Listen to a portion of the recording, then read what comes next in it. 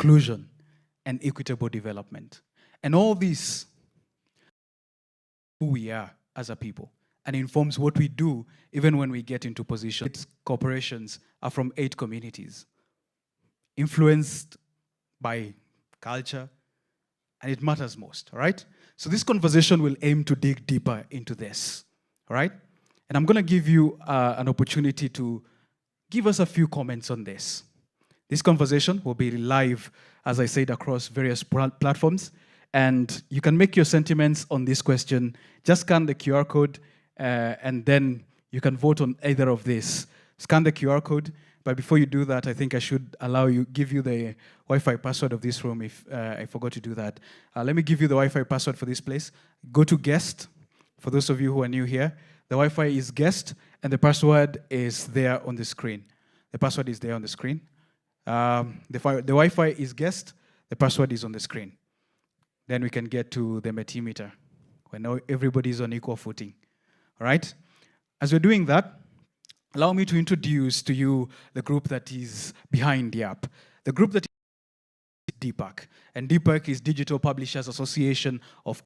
This brings together various media houses, as I told you, that are media houses within the country. That includes Kenyans.co.ke, that includes Tuko, that includes Gafla, that includes Pulse, Kenya Times, and Opera News, among others. So all these groups teamed up together to create a platform where young people can make their voices heard. And that's why this platform is there. So if you're 35 and below, this is your platform. We go county to county, we listen to various people on various issues, including the issue we are discussing here today. All right?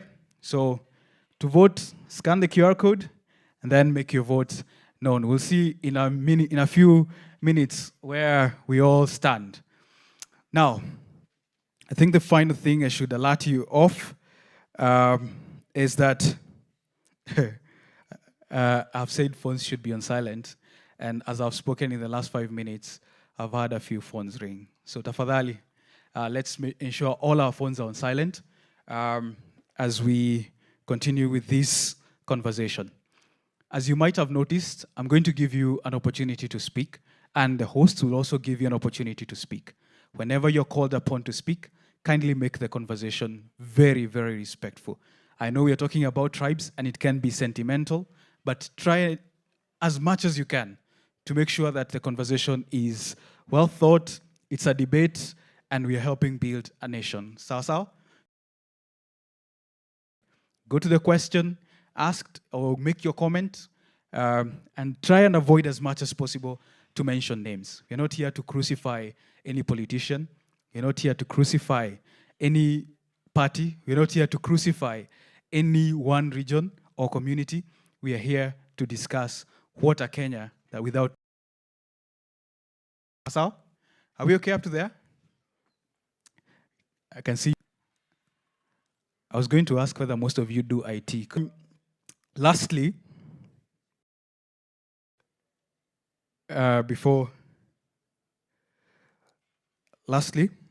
if you would love to leave a comment on this engagement throughout, or if you take a picture, you can tag us. Tag us at YAP Kenya. That's on X, or on TikTok, Facebook, and Instagram. You can get us at Youth Assembly Platform. Youth Assembly Platform across TikTok, Facebook, and Instagram. On X, it's YAP Kenya. For this conversation, our hashtag remains Youth Assembly Platform. The hashtag to use throughout this conversation is Youth Assembly Platform. Sao? Right, there's the next poll. We'll go back to the first one and see how many of you said which area affects us most. As you can see so far, 11 of you are saying lack of capital or funding is the single biggest barrier to young Kenyans getting opportunities today. 10 of you are saying tribalism and regional favoritism is the biggest barrier facing young Kenyans. And then 6 of you are saying government policy.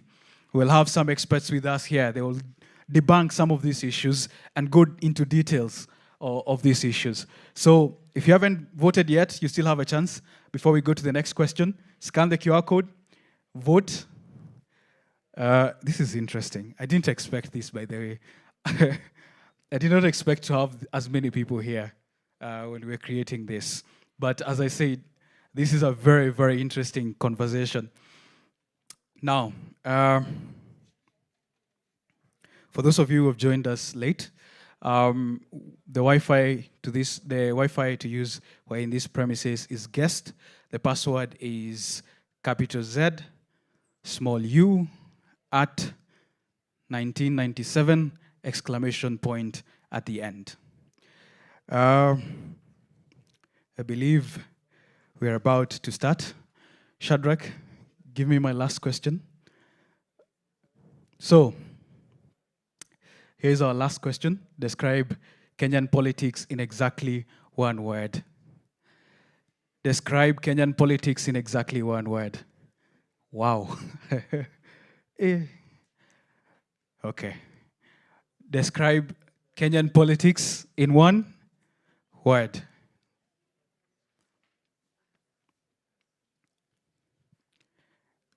Scan the QR code.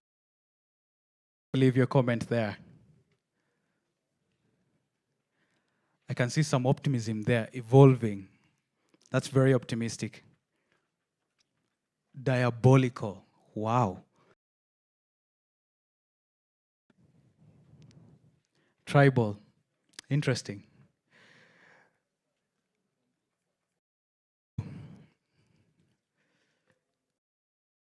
I'm trying to look for someone. Can't find them. I'll introduce them as we go. Keep voting, keep leaving your comments there. We'll share this online, and you'll get to hear also, if you get time, go look at the comments back there, and you'll see some of what you're saying, it cuts across. Many of us young people feel this way. Most of you are saying, I've seen corrupt, messy, has been repeated so many times. And our question, for those of you who can't see from where you are, is describe Kenyan politics in exactly one word. Getting is messy, corrupt, manipulative, evolving, unconstitutional. That's interesting. I would love to know.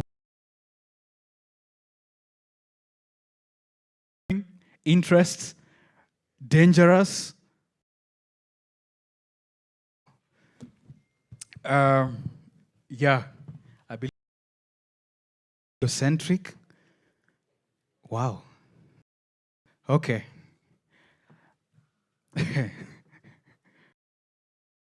Idea why you're saying some of these answers, but whoever said diabolical, can they?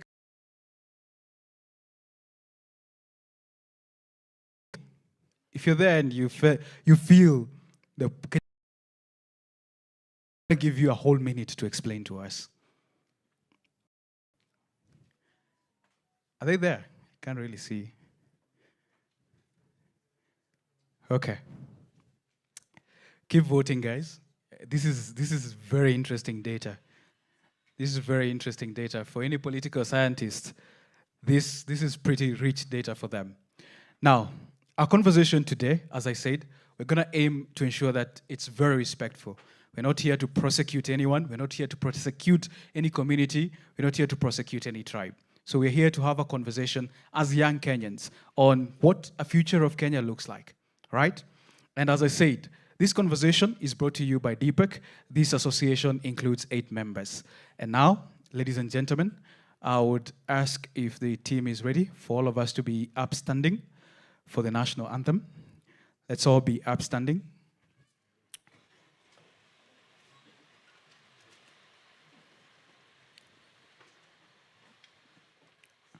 Let us all be upstanding for the national anthem. Are we ready? All right.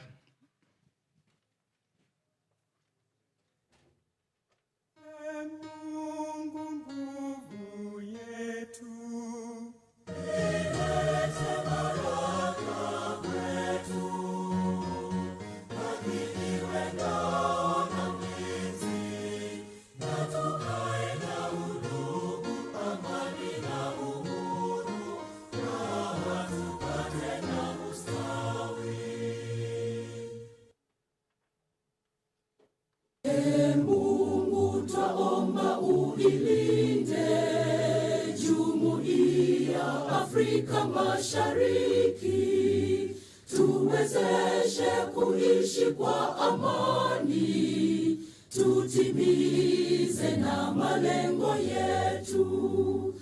Jumuiya yetu sote tuilinde, tuajibike, tuimarike.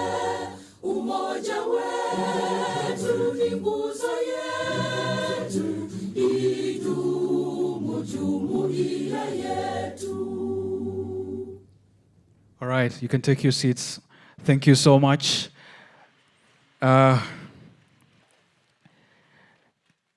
This is our third edition, and this being our third edition, we're looking at having a series of conversations that look at ahead elections, and this conversation is informed by that. On our right, straight. If you're looking for gents, it's on our left, straight. Finally, if you have any issue during the, ladies and gentlemen, it's my singular today, who is the country manager of Opera News. To also accompany Anthony Irari is Anne Veronica. She's a legal scholar and a communications expert. Ladies and gentlemen, here are your hosts. Thank you so much. Thank you so much, Moana, for that introduction. Hello, everyone, and welcome to the Kiambu edition of the Youth Assembly platform. My name is Anne Veronica. And I'm Anthony Irari. Yes, and together we will be the host for today's conversation, which we are bringing it to you live from Zitech University, Ruiru campus. And in the room, we are joined by young professionals and students from Zitech University itself, Kenyatta University, JQuat, and NIPS. Additionally, we have you who is watching us from online, and no matter how you're watching us from, is it live on location or live from wherever you are, home or traveling, feel very much welcome. But before we begin, allow me to introduce one more gentleman, Samuel Mwananjuguna, better known as Mwana, who will be our researcher and fact checker, and also the biggest hustler I know. Besides being a fact checker and a researcher, he also works as a foreman in affordable housing construction site. He's also an accountant. And I think you guys have seen him before. Mwana? And good afternoon, everybody. I'm wearing a different hat. I promise I'll be much more fun at parties than I am here today. So don't judge me by my performance here today. Salsa? Yes. So you might be wondering what Mwana will be fact checking. But as we all know, politics is a very polarizing and a topic that has strong opinions. So you'll have one job and one job only. Make sure that the facts take the day. Yes, and that means if you go and manufacture statistics and facts, Mwana will come and find your company. Exactly. And this conversation is brought to you, like he mentioned, by the Youth Assembly platform, which is a platform where young people come together and discuss issues that affect them. Yes, and today's topic, as you may have seen behind me, is tribal politics, inclusivity, and equitable development. But that's too much English. Let me bring it home. And as young people, we have grown up hearing you need to work hard, you need to work even harder, go to the university, where you'll work more smarter and harder. And then after that, what do? You will get a job that is connected to what you've been studying. But as life moves on, we realize that there was a very specific part of this conversation, which is very important, that was left out. And that is questions such as, which county do you come from? Wewe ni wakina nani? Unajua nani? Were left out. And we find them when you're going to seek opportunities. And that is what is at the heart of our conversation today. We are calling it the opportunity lottery, where you find that you have two youths with equal level of education, equal degree of skills, but when it comes to getting opportunities, they're treated differently based on their ethnicity, their background, or even gender. Yes, a conversation like this, obviously, of this scale requires a lot of partners. So I'm going to take some time to introduce all the partners that have come together to put this conversation. And I will start by Digital Publishers Association of Kenya. And the members include Kenyans.co.ke, Tuko.co.ke, Opera News, Kenya Times, Pulse Kenya, Gafla.co.ke, and Business Today. So they'll all be streaming live, so make sure to catch up the information there. And also want to acknowledge ZTech University for allowing us to use this wonderful auditorium, and you guys as the audience, both seated here and also those ones online. Yes, but we would like to know who's in this room with us, right? Yes. I'm going to ask 2 questions, and I'm hoping you can answer me with absolute honesty. It's a free space, honestly, it is a free space. And the first question is, by a show of hands, how many of you here believe that opportunities should only be based on your skills? None? Come on, guys. None? How many believe that opportunities should only be based on your skills? What you can do, how much you can offer?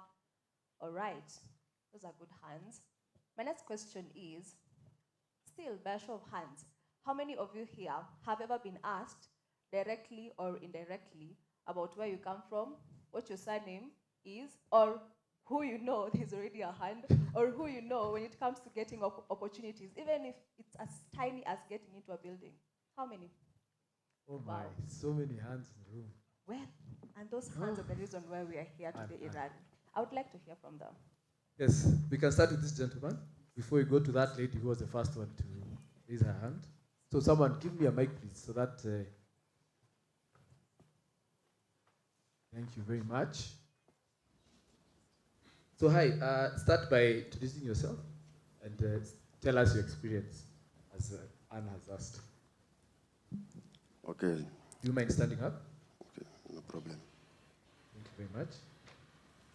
My name is Benjamin, and the last experience of which you have asked of whether I was discriminated, it was we were looking for a job, and I was asked, "What is your name?" I said Benjamin, and he continued to ask me again, "What's your surname?" And I said it. He said, "Wait for me outside there, I'm coming for you." After that, he asked me, "Where do you come from?" And I said where I was coming from. And the guy said, no, he can't give you work. He told me openly. Wow, that's Sema really kampuni sad. si yenyu. Yeah. Hey, pole bana. Pole. I hope you got another job afterwards, that you're not discriminated against. There was also another lady on this side. She was the first one to pick her hand. Raise her hand, rather. Oh, yes. Good afternoon. Good afternoon. A similar incident like him, it's a professional setting, and it's actually a county meeting, and somebody asks you, "So your name is interesting, where do you come from?" So you ask yourself, will this contribute to the conversations you're having, or what's happening here? Yeah. Oh, jeez. But for the purpose of curiosity, what's your name? Because you said it's interesting. My name is Suzanne Majani. Nice to meet you. Okay. All right. Do we have anyone else who has a different experience outside of getting work? Maybe even getting into some establishment or something else that is might be not related to work. There's a lady There's a here. hand over here. Please, gentlemen, if you can pass on the mic for me, please.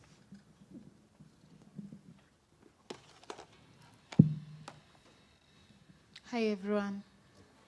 My name is Julia, but on my side I was favored because I was asked, the person who sent me called me and told me just go there and say you've been sent by someone. And I went there and I was like, yeah, I've been sent by someone. And the lady there asked me, are you the one the boss just called in? And I said yes. So it worked because the person who sent me knew the person there. So it works. Bado uko kwa hiyo kazi ama ulitoka? Sasa niko shule, so Okay. Okay. And as you can see here, there's quite a bit to unpack. And for that, I think we'll allow you to introduce our panelists who will help us unpack this important conversation. That's true. As my co-host has said, we have a very able panel of panelists who are going to bring experience on professionalism and institutional experience, public policy, grassroots organization, culture, and civic advocacy. I hope you're ready for them. And to start us off, joining us on stage is Tatiana Gisheru.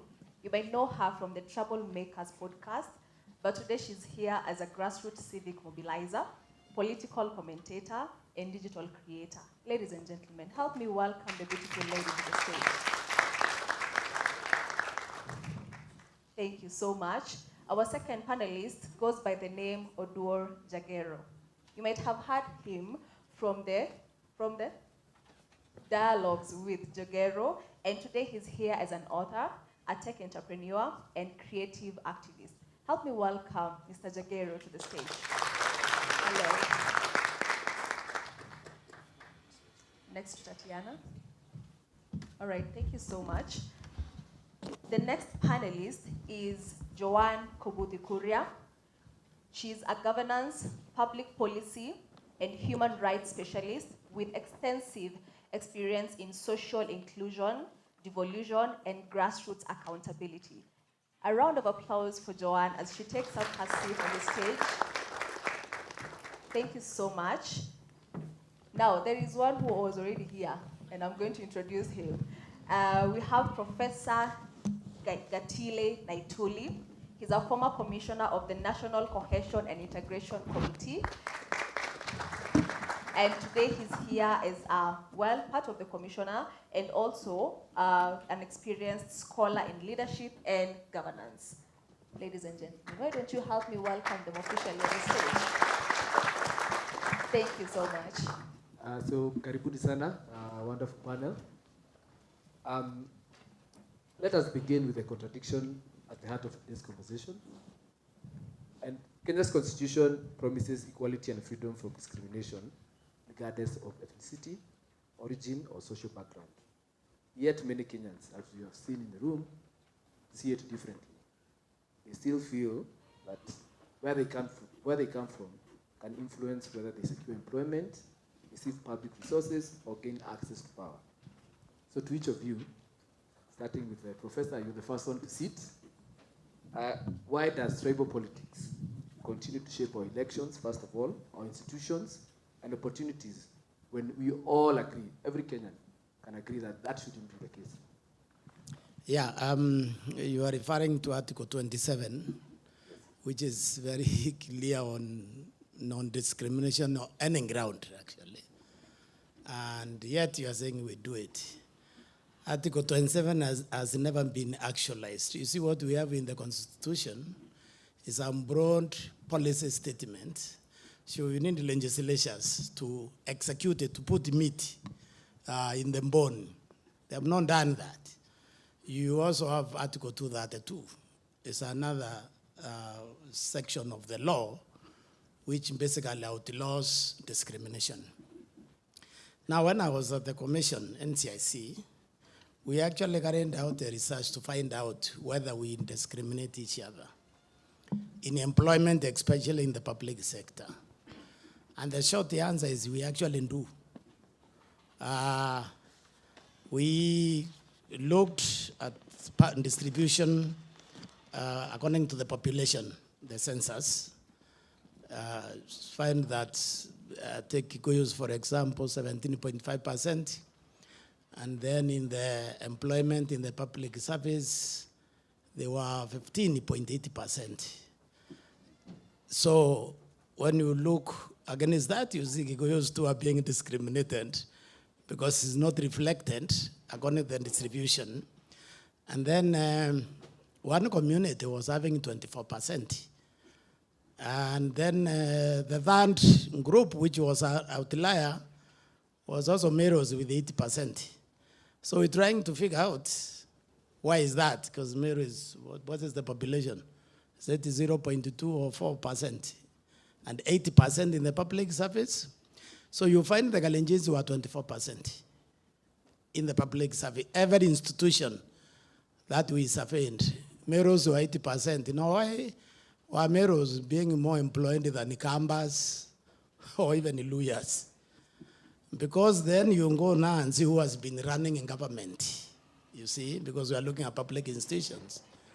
And you find during the 24 years or more, there was a very senior mayor always there, called Muthaura. And then it transited to Uhuru, because we are doing the survey during Uhuru's time. So there's no question that we are doing discrimination now. Obviously, it's worse. If you look at the statistics on the CEOs of public enterprises. Now, why would I put all my tribesmen as the end of public enterprises? Because they are the ones who actually employ, not the ministers, or even the principal secretaries. It's the CEOs. So the law, as it stands now, it is illegal to discriminate upon any Kenyan. And unfortunately, we do. Tatiana, do you want to give us your thoughts on the same topic? Yeah, thank you so much for having me, and thank you to everyone in the room for showing up. I think, yes, tribalism plays a part in how we are able to access opportunities, but we can't look at it from this very systemic level all the time. Tribalism actually plays a part in our everyday lives. Whenever I scroll on social media, I always see content like, oh, tell me one tribe you wouldn't date from. Correct? Or maybe there is a particular bias around having this tribe as a boss. These guys ni wakali, you know? So how can we say that, oh, we don't want tribalism to affect the way we vote, we don't want tribalism to affect the way we get opportunities, but every day we still carry these biases with us, right? Another thing that I want to maybe add to Prof's point is that I think sometimes when we just reduce everything to tribalism, it makes the argument not as strong. Because sometimes people are not given opportunities based on, you're the same tribe as me. It's more about, will you be loyal to me? Will you protect my interests? Will you help me? And tribe is just kind of that first element that connects us. So I think the real issue we need to be talking about is corruption. That's what we need to be talking about, because that's what creates that patronage that when I get in, I need to come through for you because you are the only person who's going to help me in achieving an end that's not correct.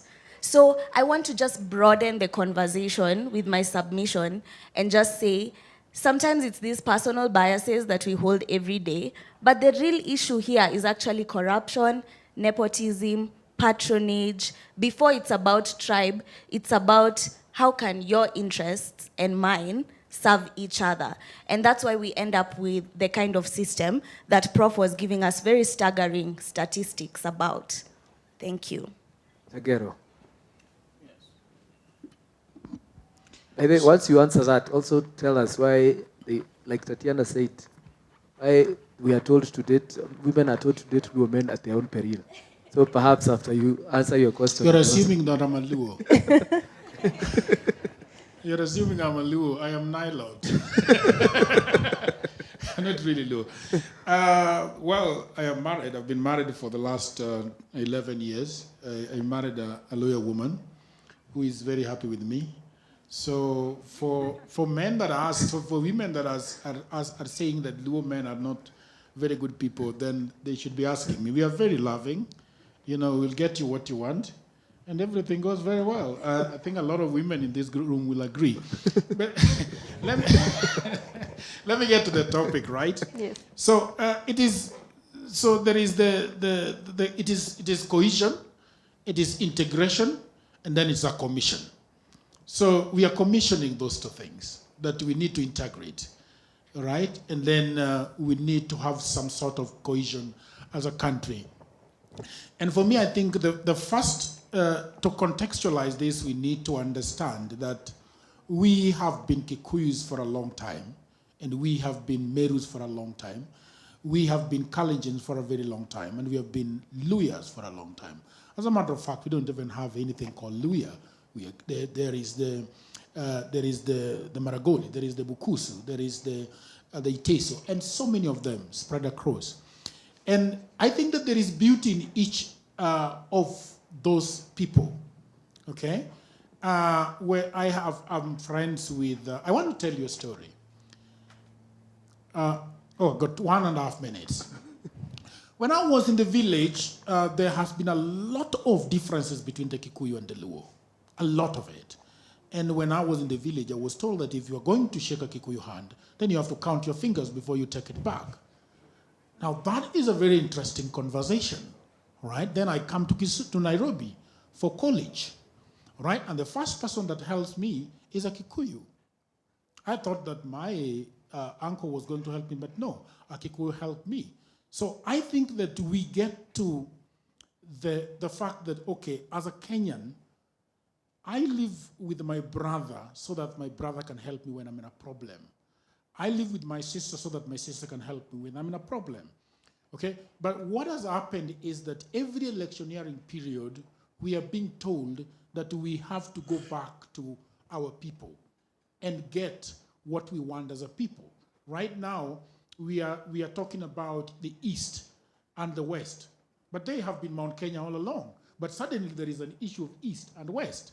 Suddenly, now there is an issue of us, Luos, in broad-based government. I mean, but am I really in broad-based? Think about it, because I only have 10 seconds and it is over. I think there are people in broad-based, but I'm not in broad-based because I don't have a CS position. Yeah. Anne? Wow, I'm loving the conversation. So fine, let me just pick up from where he left off. I feel like before we even have a conversation on tribalism and negative ethnicity, we need to acknowledge that ethnicity in itself is a beautiful thing. By the time we have this in our laws and statute, that discrimination will not be at a point of ethnicity, we're already preempting the bad part of ethnicity. And the reality is this: ethnicity is beautiful. There is a reason why our Creator created the laws. The Kikuyus. Let me tell you, where would we be without the mashakura of the Kikuyus? Where would we be without the folklore, the beadwork of the Maasai? Some of these things are what our cultural and political and national heritage are. So I feel like we need to set the stage by saying ethnicity is a beautiful thing. That's the entry point. We've got, and that's the reason why even in terms of creation, we were created, some of us are tall, some of us are light-skinned, some of us are freckled, some of us have blue or brown or black eyes. There is a method in the madness of diversity. I cannot imagine if we were all the same. So that's the very first premise. The reason that negative ethnicity becomes a point of contention and a point of conversation, where we even call it tribalism, is where it's weaponized, it's politicized. And that's why you'll find it, and Prof has talked about it. I feel like when the Constitution lays down levels of discrimination, and ethnicity is one of them, first of all, the premise of that is aspirational. The Constitution and many of our laws are, you're not there yet, but we hope to be there yet. And the reason why it's possible to discriminate on grounds of ethnicity is because of what the panel has said. It's the politicization of ethnicity. It's the weaponization of ethnicity. And I think that distinction must be made very clear, that ethnicity is a beautiful thing. The only way and the only time it becomes a peril, a bane of our Kenyan existence, is when we politicize it. And oftentimes when we do politicize it, it's not us in the room, it's the political elite. So we are only pawns in the bigger game of this political game, and we just have to be very woke and alert to make sure that we cease being pawns in that game. Wow, I'm loving the conversation already. But So, yeah? I think I would like to add something on this ethnicity thing. When you look at it carefully, it's actually 3 Kenyan communities, I don't think I'm going to tell you who they are, who are actually tribal in Kenya. And I want to surprise you, the Kikuyus are not one of those. And I'm talking... I'm not sure you want to go to that direction. Yes, I'm talking from clean experience. All right. I'm talking from experience. You walk out of this building and then go to the nearest Kikuyu establishment, nearest bar, nearest hotel. Tell me who will be working there. You go to Neighbors or to Quick Mart, Kikuyu businesses, and you tell me you find it there. If you go to Nyeri or Muranga, go to the first hotel you meet and go inside there and tell me whether you want to find the Kenyans there. Now, pass Kikuyu territory, like pass in Nakuru, for example, and you drive yourself up to Omambi and then go to the first business establishment and tell me you are going to find it there. You can do the same thing anywhere you go. Even in my place, I come from Meru. You can go to Meru, you find Winjasaya Merus. But in Kikuyu businesses, you will find all the Kenyans there. So when these people talk about the politicians, because I've heard plural used which is illegal under the NCIC Act, wale wa kabila. Because if there is somebody who is tribal in one community, that one person is tribal, not the entire community. So I can tell you this, and most of you are students, you should do research on this thing. You should just go to businesses and count people from other communities working in this, and I'm going to find that in this country, the only people who employ in their businesses without regard to tribe, you're actually going to find this the Kikuyus. All right. And I'm sure, before we continue, I'm sure that when I pass around the mic, there'll be some people around who will disagree with you. So hold your horses, guys. Your time will come. I can see you're boiling, but your time is gone. And I hope Mwana can even fact check that for us. But I'm actually loving that you have regionalized this conversation, because my next question was on the constitutionalism of meritocracy versus that of regional balance. So you mean that the Constitution mandates regional balance in public hiring. But if an agency hires by regional quota instead of raw competence, aren't it just legalizing ethnic distribution under a polite administrative name? As in, is regional balance just a polite word for tribal tokenism? We can start with Professor Naituri. Actually, it is not. You see, the idea is you need the face of Kenya, especially in public enterprises, because one way hiring is actually distribution of public resources. That is number one. Number two is impartial delivery of service. Because when you have an organization where you can finish it in one language, in a multi-ethnic society, then there's a problem there. What created the genocide, for example, in Rwanda, was exactly that, concentration of one community in every public institutions. And it's really dangerous. And unfortunately, we are actually doing the same thing today. If you go to police stations in Nairobi, in anywhere in the Mount Kenya region, the Lower Eastern, you are going to find that for some reason, the government, the current government, has packed the police stations with the Kalenjins. And that's really dangerous. Officers, the OCS, and so on. It was the same thing in Meru. I think at one time I went on national television and they ran their names, one after another. They removed them. But now I'm told, wameanza kurundisha tena. So the idea of the face of Kenya as required by Article 232 is so that you are not, there's something called groupthink in governance, where you end up thinking the same and you are not telling each other what may be wrong. And that is why having in a multi-ethnic society, balancing ethnicity. You balance it, you also balance it with the expertise. But when you load it with one community, even the economy will suffer because the quality of decisions will go down. All right, thank you. I would like to hear from Joanne Kuria. What do you think about the issue?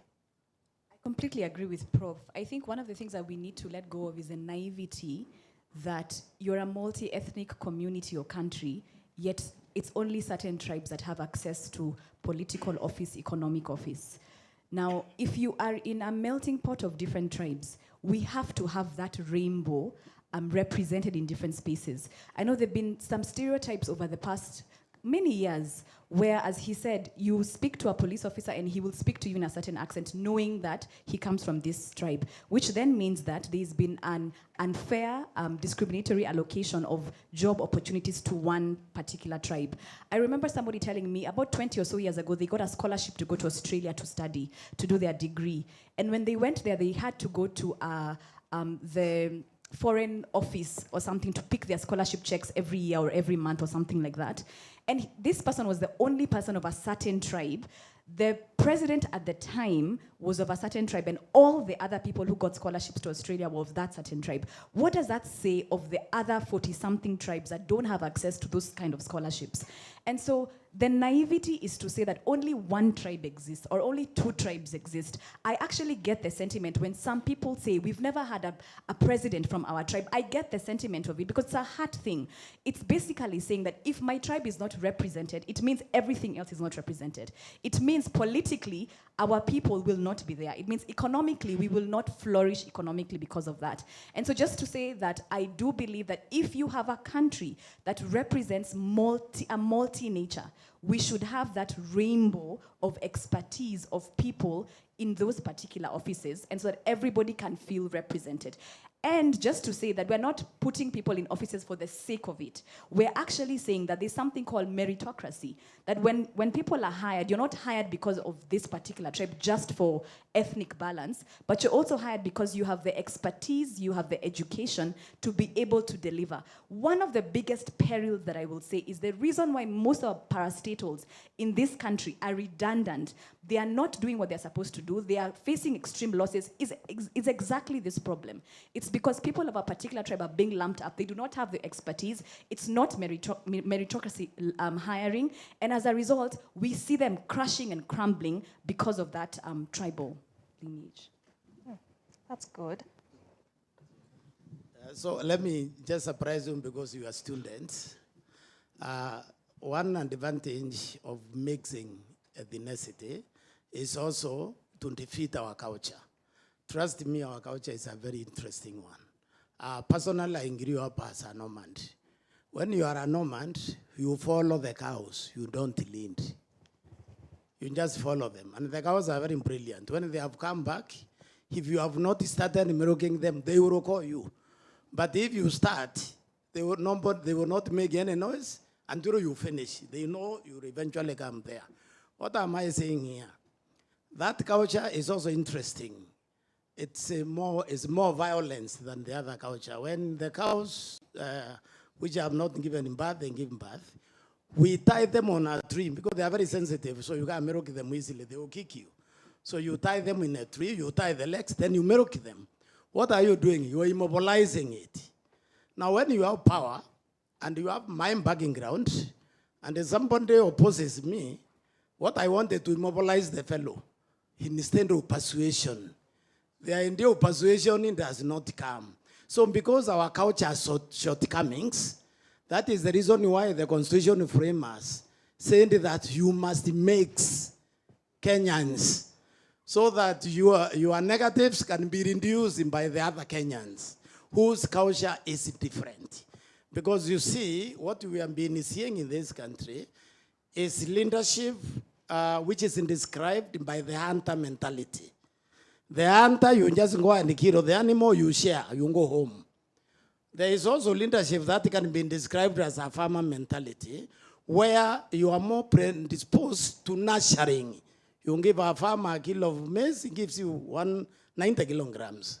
So now the hunter mentality is to share immediately. So when some of people with my background run for office, they see the country as an animal, which must be brought down, then shared.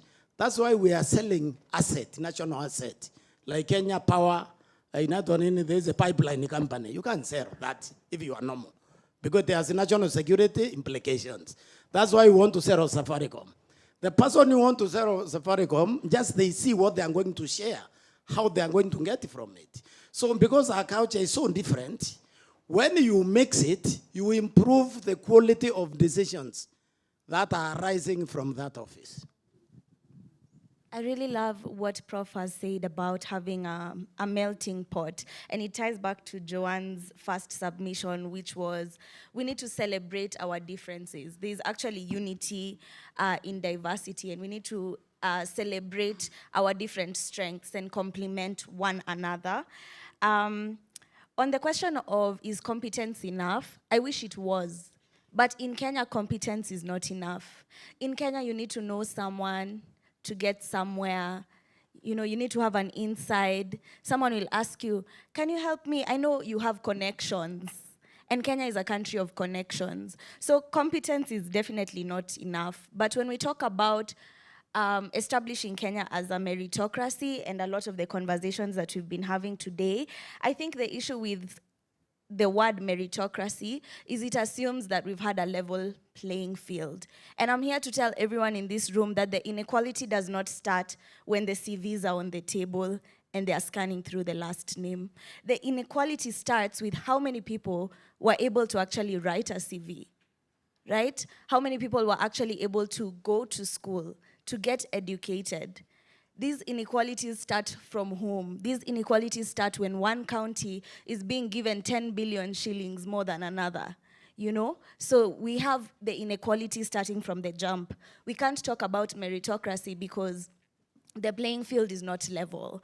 And that's along the lines of tribe, that's along the lines of gender, that's along the lines of socioeconomic class and standing.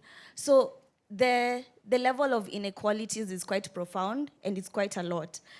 As a remedy to this, I think we need to talk about transparency in decision-making processes. So it's not enough to just say these candidates were selected for this scholarship, and yet it's a government scholarship. Transparency dictates we should be able to say, okay, how many people applied? How many people were picked? What was the criteria? It's not enough to just get that rejection email or that approval email.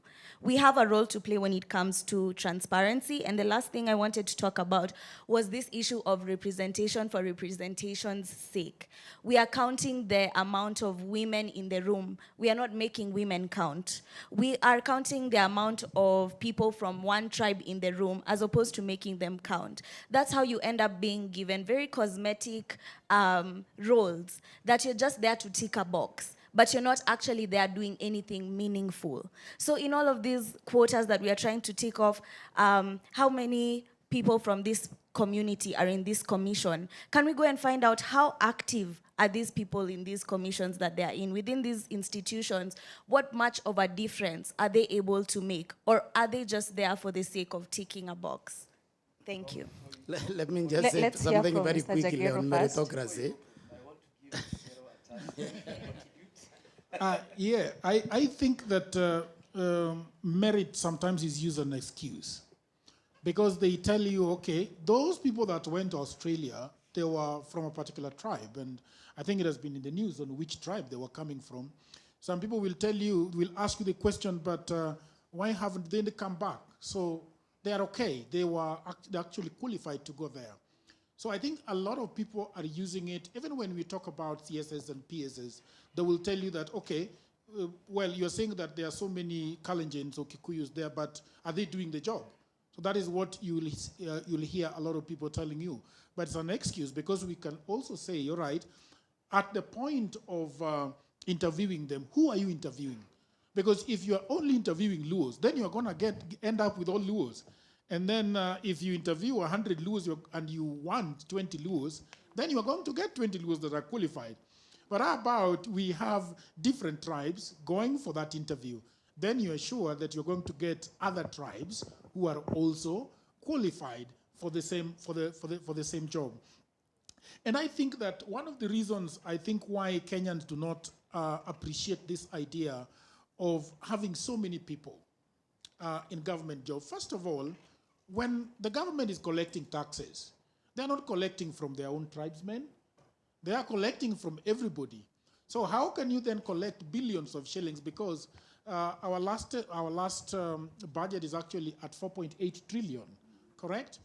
And I think the government uses about 80 billion per month to pay salaries. 80 billion. So how can you then decide that this 80 billion that you are paying to people, you are taking one tribe and paying 60% of that 80 billion to one tribe?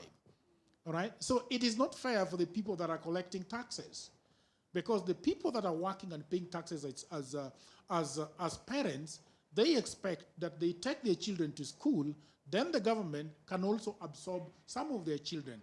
But when a teacher is paying you tax, then you get all this money, 4.8 trillion, then the next time you're hiring, you are not hiring their children. You're hiring only children from the other side of the river. Then I think that is fair. So I feel like it is a real excuse that if you're getting people to interview in the room, then get everybody to interview. Then you will end up with a Kikuyu that is qualified, a Kalenjin that is qualified, a Luya that is qualified, and so on and so forth. Yeah.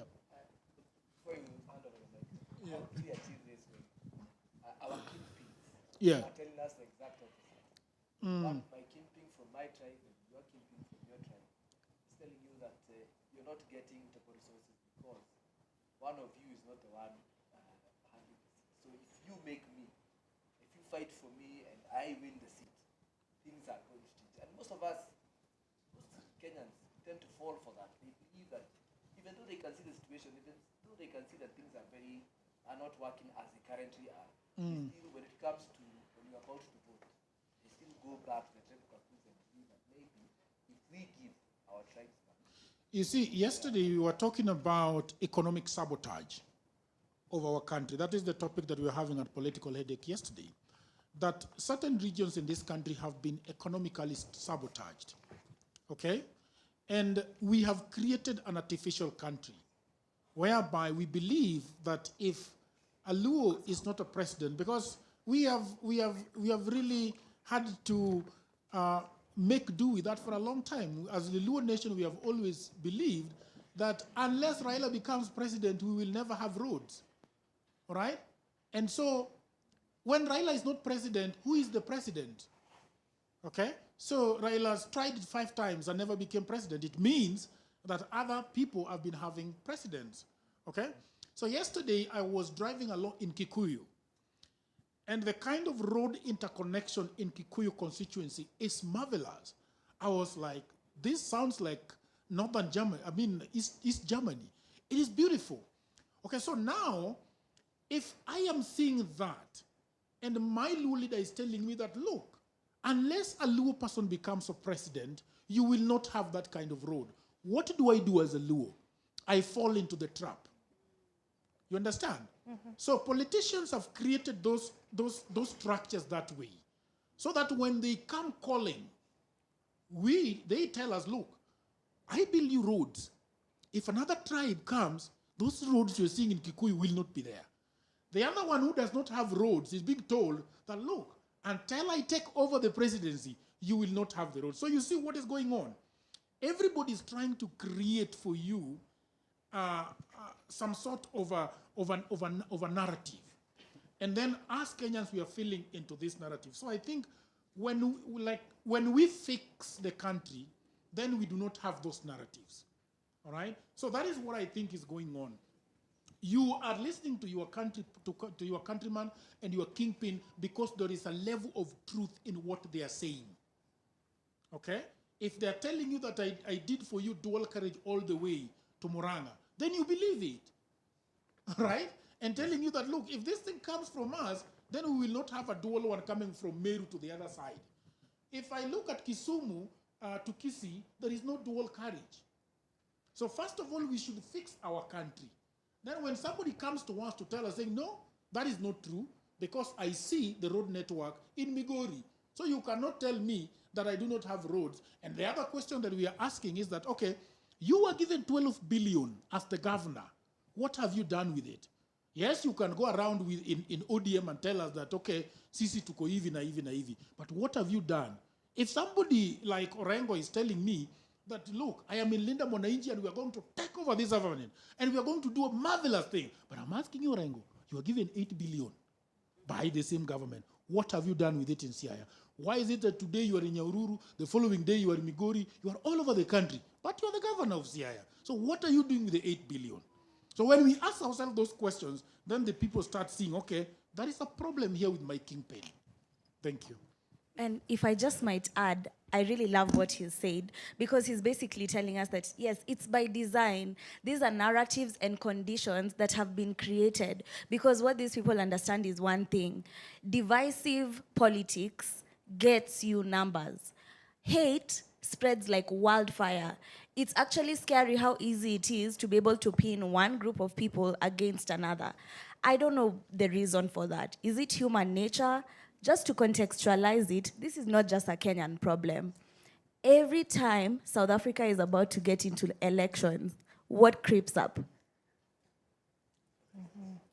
Xenophobia, exactly. So it's this politics of divisiveness, because there is some method to it, right? So the question that I think we all need to hold in our hearts is, how do we change the narrative? Because a lot of this work we are doing, it's more of a mental shift that needs to happen for there to be change. Thank you, Tatiana. As Prof, you answer or you add on what Tatiana has said, I do have a question for you. And currently we have had this politician saying that for a community to survive in power, the seats such as MP, Senator, MCA have to have loyalists in them. And right now they're saying it out loud. But is it that the political field has always been like that? Or is it that right now when they're saying it out loud, it feels different? No, it has not. In fact, just to revisit this designed kind of discrimination, in Meru, it's not very different from Nyeri. And in Nyeri, there is very good roads. There is no road there. And the Meru will say the same. But who is dividing money for the road? It's members of parliament. In fact, Nyanza, for example, he elects the most brilliant people in Kenya compared to the Giguyus. The Giguyus elect businessmen. In fact, the first time they ever elected an intelligent members of parliament is 2013 when they got Nyokavi from Nyeri, Kayuyu from Meru. Those people, the Giguyus, they hold their leaders accountable. Accountability is the key. They don't have live members of parliament in Gikuyu land. We have them in Meru. 3 years, 3 terms when the fellow has done nothing. That is true for every community here. Because those are the people who build the roads, the people who build the hospitals, and so on. So instead being driven by primitive jealousies against the Gikuyus and against any other Kenyan, we need to see, do we hold our leaders accountable for the time we have given them? That is the question you need to answer. So the other problem is much bigger. It's actually the country has never had a Kenyan president other than Mwai Kibaki.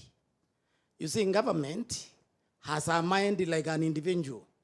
A colonial mind, when the colonials were here, was extractive. Their business was to take. Every single government you have earned since independence has been extractive, except the Mwai Kibaki government.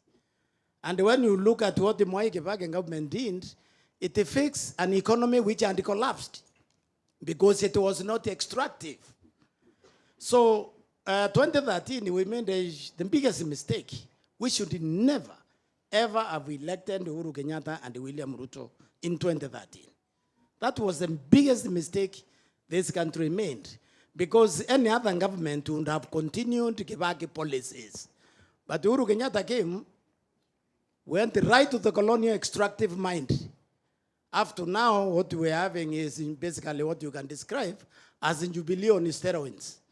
There's not much difference between this and the previous one. The only difference is in degrees of performance. So when you have an extractive government, and that is the reason why she was saying, you will employ all your tribesmen in every department because you want to take, you don't want to build. You understand? So we need to change our psychology. And we also need to get out of primitive jealousies, because this is what stops us from thinking. The primitive jealousy works when you see, jealousy is good. That's what I'm trying to say as a professor of business, because it will assist you outperform the other person. But when the primitive jealousy drives you to non-beneficial action, and I don't know how much time I have, I could give you 2 good examples to illustrate what I'm saying. Give us one.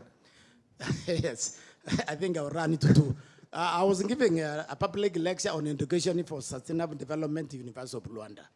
And I wondered why, when we go to present papers in international conferences, the Africans, you see them either alone or 2 maximum. The other people come in groups, in parties, and they have a better product than you because you are doing it alone. So I wondered why. And the professor there said that Africa has a primitive jealousy problem, and he proceeded to give an analogy to illustrate that. He said God went to a village in Angola and met a man. And personally coming from Kenya, because I thought I knew where he was going with it, I thought that's a good illustration, because men generally are more jealous than women. when these fellows used to do exhibitions, when this business was booming in Nairobi, and you went and found these guys selling the same thing all over the line. You ask one of them who doesn't have, she will gladly take you to the one who has. And you ask the man, he'll tell you, wait here, let me go to the store. And then you will go and come and buy and sell you at a higher price. So this God told this man, I will give you whatever you ask him, but I want you to know that I will give you a neighbor twice. He asked for 2 weeks, which he wasn't given. After 2 weeks, he sought to understand that whatever I ask you, you will give me, but you will give my neighbor twice. Saying yes. This man is saying, then remove one of my eyes. That is an illustration of primitive jealousy. This man is willing to lose an eye as long as his neighbor is blind. Okay? So, right here, 2013, I knew Gebage was looking for somebody who is not a Kikuyu to be president because that incident of 2007 really shocked him.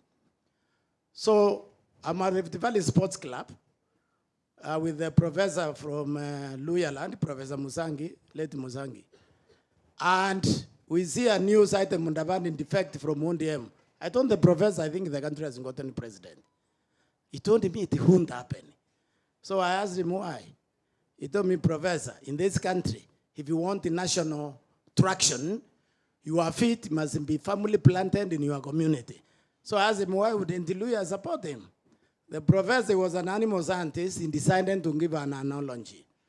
He told me, when a Kikuyu buys a cow, his neighbor starts to plant Napier grass because he knows the market for the grass has come close. And then the professor told me where I come from. When you buy a cow, your neighbor will sell the only family goat to buy poison to grow the cow so both of you can be poor.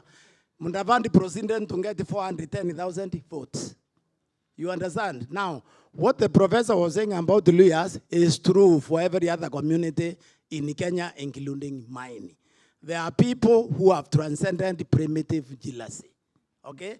There are other people who are caught deeply into it. That is our problem today in this country.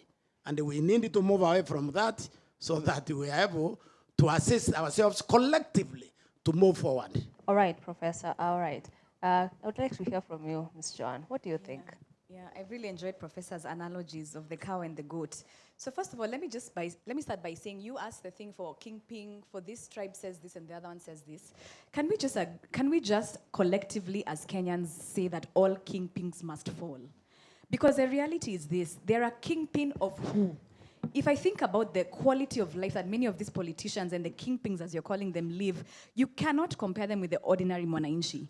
So if you're thinking about what they earn in terms of salary, what they have in terms of car allowance, what they have in terms of sitting allowance, the inequality in terms of even pay, access, and all of those things is vast.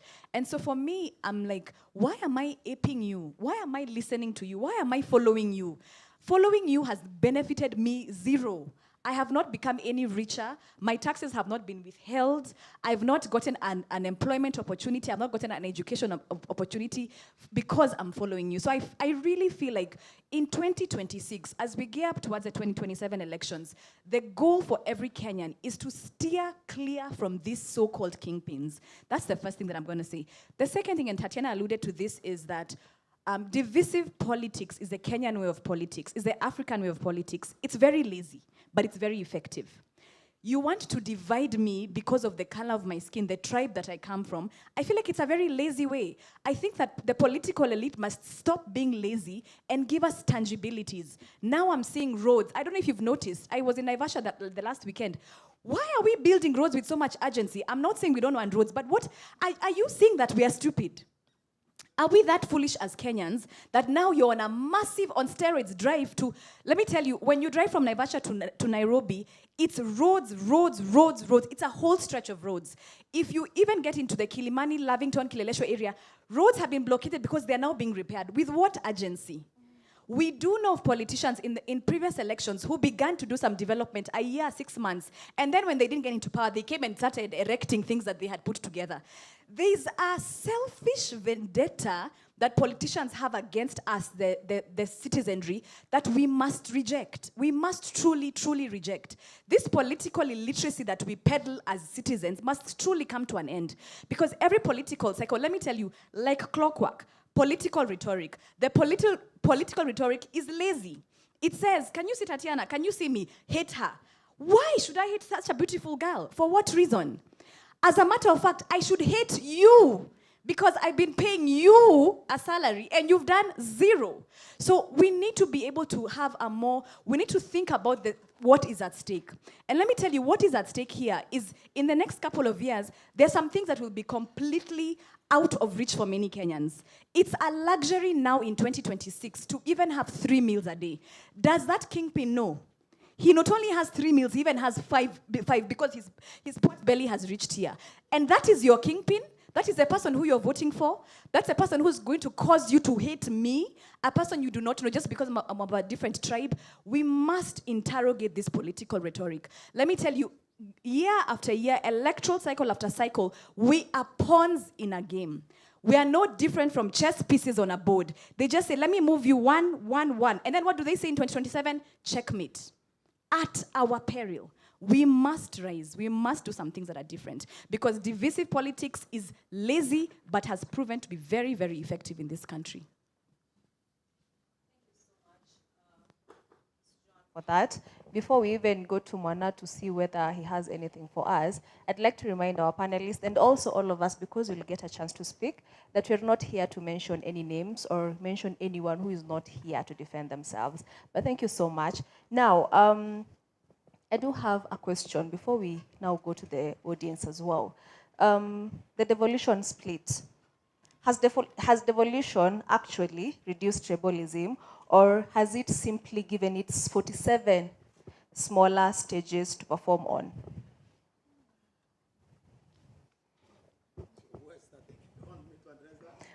Let's hear from Mr. Jagero first. I think as Kenyans, we often forget that we have devolved, because we are so much interested in the national politics than the 15% that we had. Remember, the Constitution of 2010 actually did not put it at 15%, and that we can not go down. We cannot go less than 15%, but we can go as high as 30. I think that is true. And I think one of the 10-point agenda that Raila Odinga and His Excellency the President, Dr. William Ruto, agreed on was that they were going to take it to about 25%. So I think that this was good for the country. But unfortunately, if you look at our politicians, the same politicians that have been given the 15% are the ones that are still coming to the national podium and still giving us this tribal rhetorics. So I don't know whether we are, and our good professor here will let me know whether we are actually, comparing oranges and apples, whether devolution was supposed to take care of tribalism, or whether it was supposed to make us integrate more or have more of cohesion. But I think it was supposed to figure out how can we make sure, because I remember when I was in the village and I was going to school, there is a time President, the second president of the Republic of Kenya, Daniel Arap Moi, came, and we were ordered by the school and everybody around that we needed to shout Nyakat district. And that is how the government actually used to apportion districts.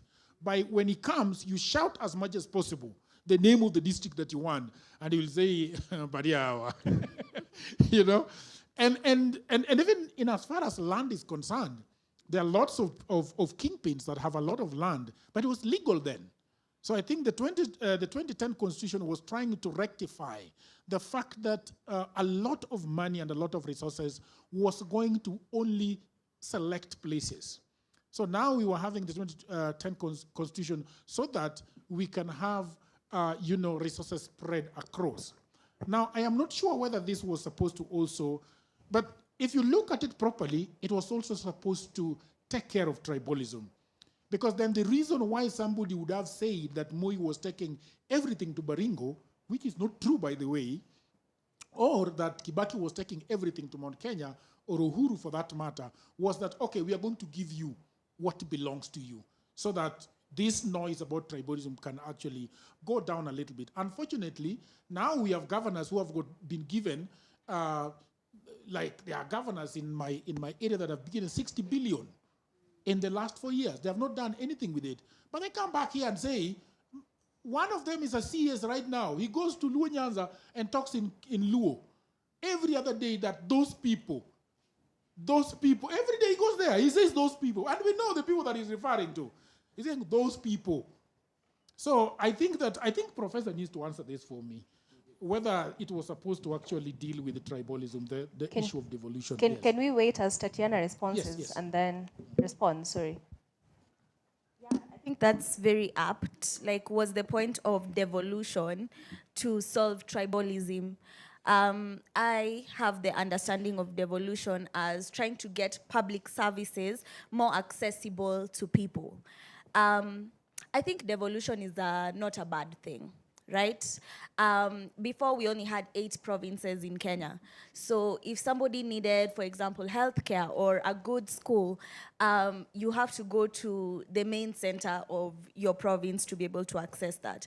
But what devolution proposed is, let's devolve, let's give counties their own money so that we can have services being closer to the people. So I wouldn't say it's totally failed. But one of the issues that I have with devolution is the number of seats it's created in government. And this has fueled our already existing corruption problem, because then me giving you a high position in government is my way of bribing you. You know, earlier you had asked the question about MCAs and MPs being portrayed to us by kingpins as we must choose people who are loyal to us. And Joanne said it right when she said, who is us in this equation? Why we cannot even impeach our sitting president today is because we have a parliament that's under capture. Okay? They don't serve your interests and they don't serve mine. And you can fact check that, because the real evidence lies in 2024. When we had Tatiana, hundreds I'd like you to end that statement. When we had hundreds of that is your thousands, own I still opinion. have 1 minute and 20 seconds left. When we had hundreds of thousands of people outside the parliament doors screaming, reject finance bill. And what did your members of parliament do? So are they really there to serve your interests? So I think that's one of the issues that devolution has caused. And yes, I agree with what Jagero said about our focus is too much on the national level that we are forgetting to look at the county level. Everybody nowadays asks, okay, Ruto must go, then what? If it's one term and then what? People are so focused on who is going to run for the presidential seat that they don't take a minute to look around in their own countries. In their own counties. And finally, let me just say that devolution can close gaps, but resource distribution and accountability are still lacking. So we are yet to realize the full promise of devolution until we are able to say we are equitable in how we distribute resources. Because you might find in one county, they are stealing more than in another county. So the resources that do reach the county never actually reach the people. And there's gaps in how we hold our leaders accountable. So devolution has its pros, but there's a lot that needs to be addressed for us to realize the full equality of that promise. Oh my, what a session. And I'm sure that the audience has some questions. So I will move around quite a bit. So many declarations have been made, and I'm sure that there's some people who have some questions. Gentleman at the back there. Can someone please pass on the mic? The back over there.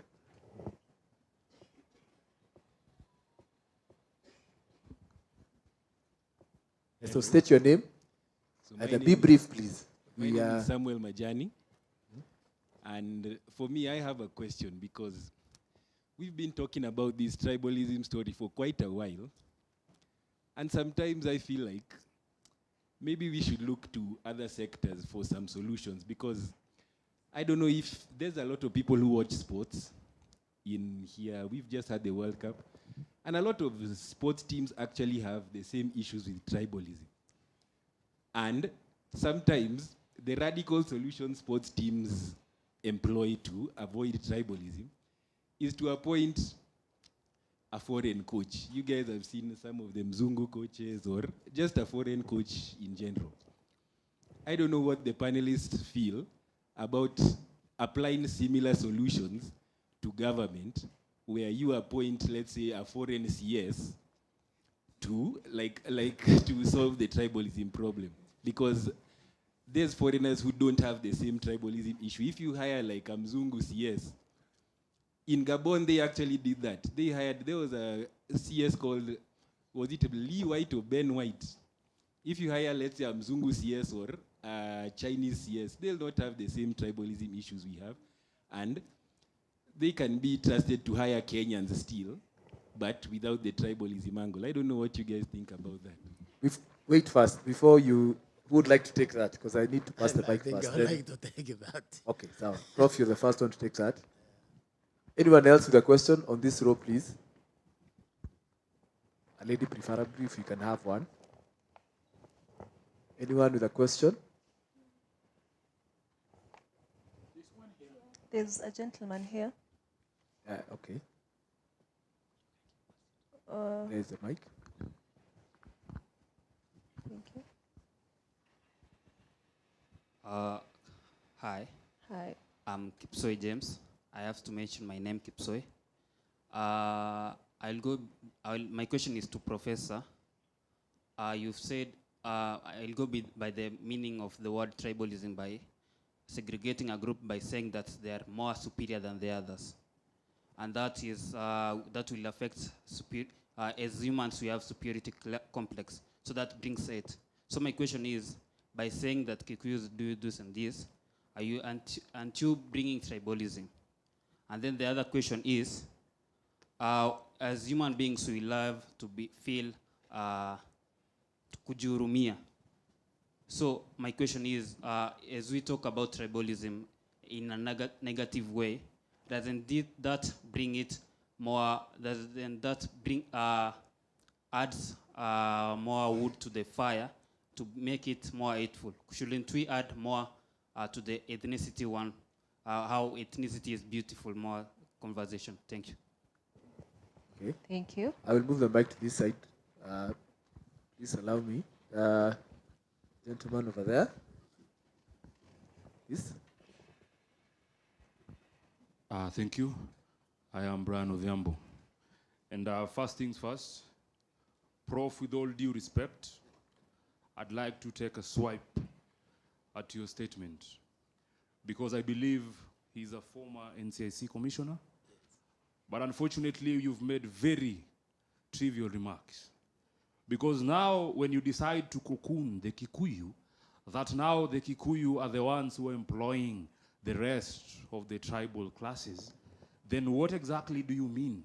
Is it that they do that based on merit, or is it that they do that because they're not tribal?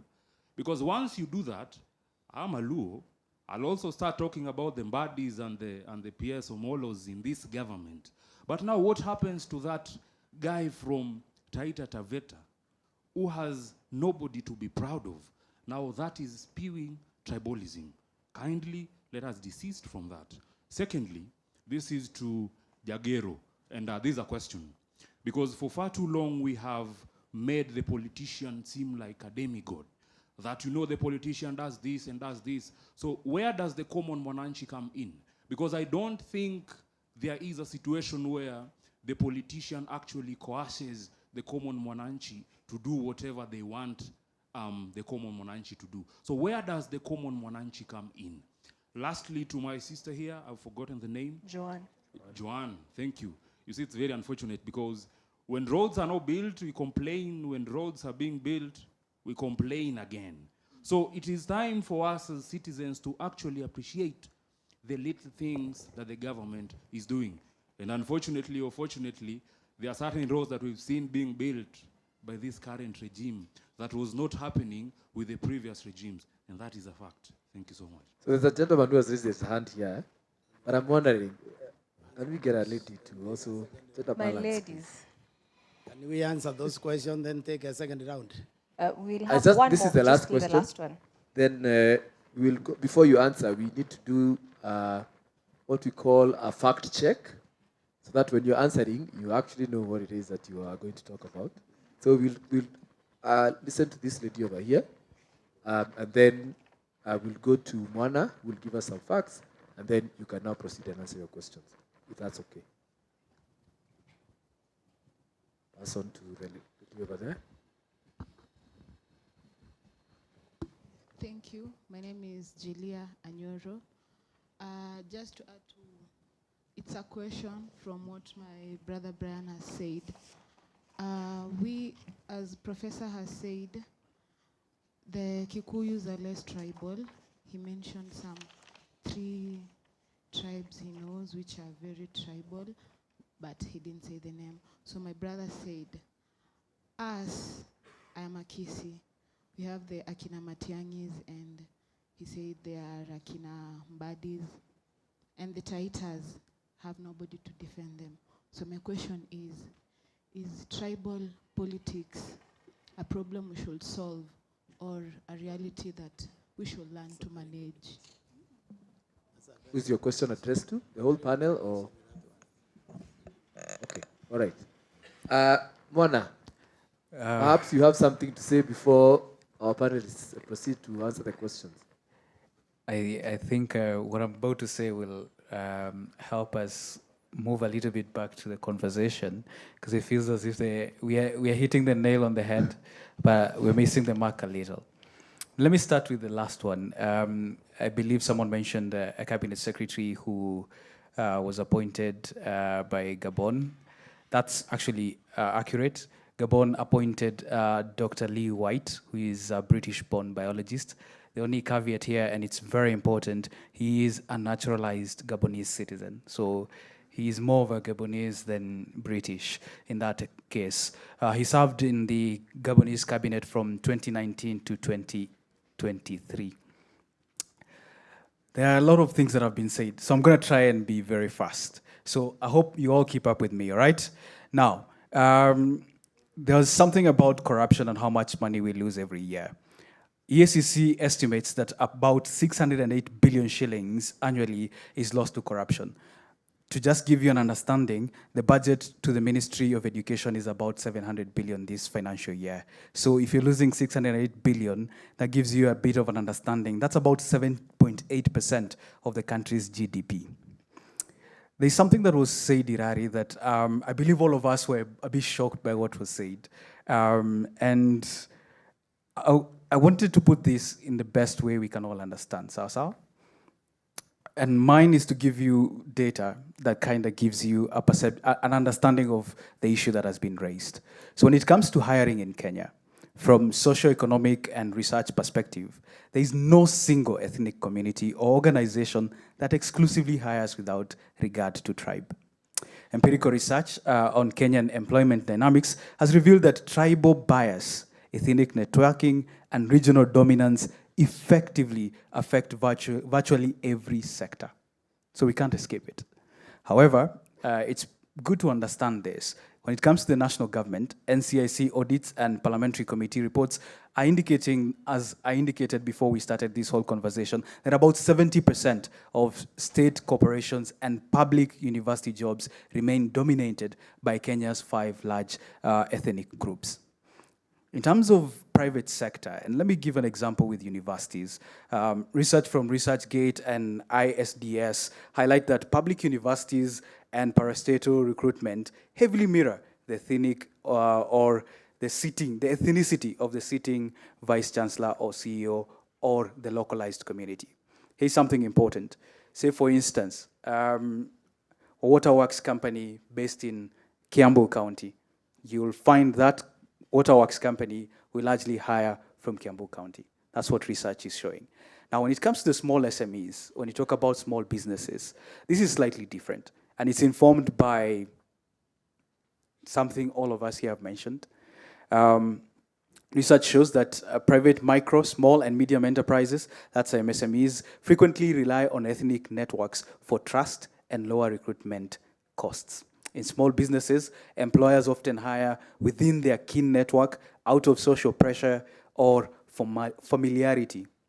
However, large corporations, like we all know them, they operate at a different level where more or less it's about what you can do as an individual as opposed to where you're from. The last thing I would like to highlight is something that was raised, and I think it's important for all of us to put it at the back of our mind as we're having this conversation. There are a lot of things when we talk about politics, and one of the few things that always stands out is linguistic metaphor whenever it comes to our politics. You will hear campaigns talk about we're going to Canaan, Hustler Nation, earthquake, handshake, and such things. And these are the things that inform our politics. Another key thing that always informs our politics is that elections are always consistently framed, not just as a choice between policy agendas, but an existent battle for regional survival, resource distribution, and community protection. Irari, that's me. Thank you so much, Mwana. So I think we can now, you want to give him a clap? I think now we can go back to our panelists. I think, Prof, you have the most questions. Yes. So I would like you to go first, but I really want you to be brief because I think time is running quite a bit fast. So be brief. I think quite a number 2 or 3 questions were addressed to you, and then we can go like that across the whole panel. Yes, so I think I want to start with the question with the young man up there.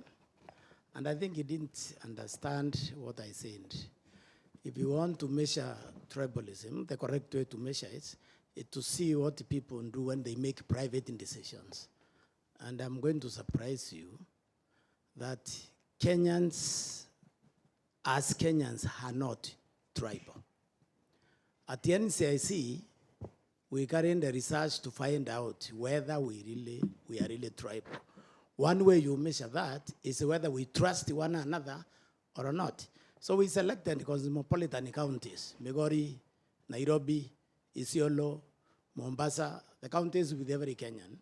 One of the things we're asking is whether when you want an apartment, like today here where we are, whether do you check who else lives there, or whether you find the apartment and move in. And if you move in, it means you trust whoever Kenyan will be there. So that is a clear illustration that at our own level, we are not tribal. Now, what I said about the Kikuyus is when they make private businesses, who to employ in their businesses. And I give you examples of those businesses. You are scholars, you should go and try to verify. So I said, for example, take Naivas supermarket, or take Quick Mart supermarket. Go and do a survey who is working there, whether it's the Kikuyus. You'll be shocked that the Kikuyus will be a minority in that shop. Now, I said every single other business, when you get out of this university, go to the first establishment you find, and the chances are that you find Kenyans there. Now, I've personally been doing this quietly because this has been a recurring theme with the people saying, I don't know, tribal. So sometimes when I'm driving, like in going home, I'll stop. There's a restaurant just before you turn into Nyeri called something. That place, I counted 18 people. Only 4 were Giguyos in that establishment. It's fairly a big one. Only 4 were Giguyos out of 18. Now, incidentally, it are the people from the coast, people from anywhere, everywhere. So that is the basis with which I was saying that we are labeled because we have, as a country, even the government has done that, called the Kikuyos tribal. And when they hire, most of them, I don't see the tribalism in their actions. So that is what I'm saying. Now, what you do as a scholar is, when we are going even in your home, try to check this fact. Now, I said, where I come from, usually we hire ourselves. Sometimes we won't even buy from you. If you come there and make a business in my town, you will close it. Because people automatically, that is an individual decision. And therefore, you can correctly say that this community is tribal. You understand? That is the basis with which I was saying. Now, this young man, he was saying, if we hire people like Wasungu, and at one time I was suggesting that why can't we just commission somebody like Obama? He proved he can fix America. Maybe he can also fix our country. Or Bill Clinton. And you know what he's thinking is correct. Our problem here is, and this is the problem also within devolution, which I think there was what is called undesign flow, is that when a governor sits in the office, he has his clan to protect him. And therefore, he's not accountable to the decisions that he makes. Now, the same thing with the president. When he's unable to do the job you give him to do, he has a tribe to protect him. So this young man was saying, what if we import? Because what do we want as Kenya? We want service. We want service in delivery, impartially, without regard to which section you get this. So what if we import it? That would be just perfectly fine. But what we need is to raise our level of consciousness. Our level of consciousness is very low. That's why we get people who simply cannot perform. I don't know how many people saw last week. 8 billion. It cost the public 18 billion to pay bills which could have been paid, but they were not paid. Meritocracy means that the pensioners would have been fired. Who didn't pay that money so that the taxpayer pay an additional 8 billion. When you, for example, you mentioned about this road, the one from Nairobi to Nakuru. When they fix it, it will worry me because that's where I live. I live in Nakuru. I moved to Nakuru a long time ago. Now, that road contract was given at 155 billion. It was cancelled at a cost of 7 billion to you and issued at over 200 billion. Reissued. Okay? Now, if you hired a Mzungu for president, I can assure you have no interest in doing that. Okay? Because you will hit him alive if he does that. So, revolution, and we said that for the next 25 years, 5 elections, we get the national government to recruit the governor, but we elect the assembly. There will be no corruption. Because the revolution has benefited some counties and not others. Okay? In 4 years, Omatangi has built how many hospitals? Level 4. Many. He is taking less money than the money going to Mandera and Turkana. Kangata has created something close to Western world, Hinimuranga. And so was Oparanya. And so was Professor Kibwana. But the other people have moved the money to Nairobi. They have invested in apartments in this. It has not helped the people there. Why? Accountability question. You have to put the accountability question. And that's why I remember, and that's why I think you people will save Kenya. I remember the Gen Z Clarion call during the demonstration. They said they want good governance. They want integrity in management of public affairs. They want transparency and accountability. If you give them that, then you give them a perfect country. Thank you. Ms. John. Thank you for the really good questions. Maybe I can start with, somebody mentioned that when roads are being built, when are not being built, we complain, and when roads are being built, we complain as well. And let me just say, by all means, build roads, build the expressway, build highways, but don't hoodwink us. A political cycle, an electoral cycle doesn't catch any of us off guard. We know when we vote. We know how the electoral cycles are. And so for me, I'm like, you've had 4 years prior to where we are now to be able to do a number of things. I think the notion that Kenyans are naive, that you can just suddenly conjure up development projects towards the latter years of any presidency is kutubeba. Like, so build the roads, yes, but are you strategically hoodwinking us and thinking that we're now going to vote for you because a road has now come to my hood? Or did you take on that role to know that you're going to start from day one of being hired? There's no other job that will give you 4 years to prove yourself. Within 6 months, you're out. If probation and all of these things are anything to go by. Somebody also mentioned that nobody coerces us to vote for these people.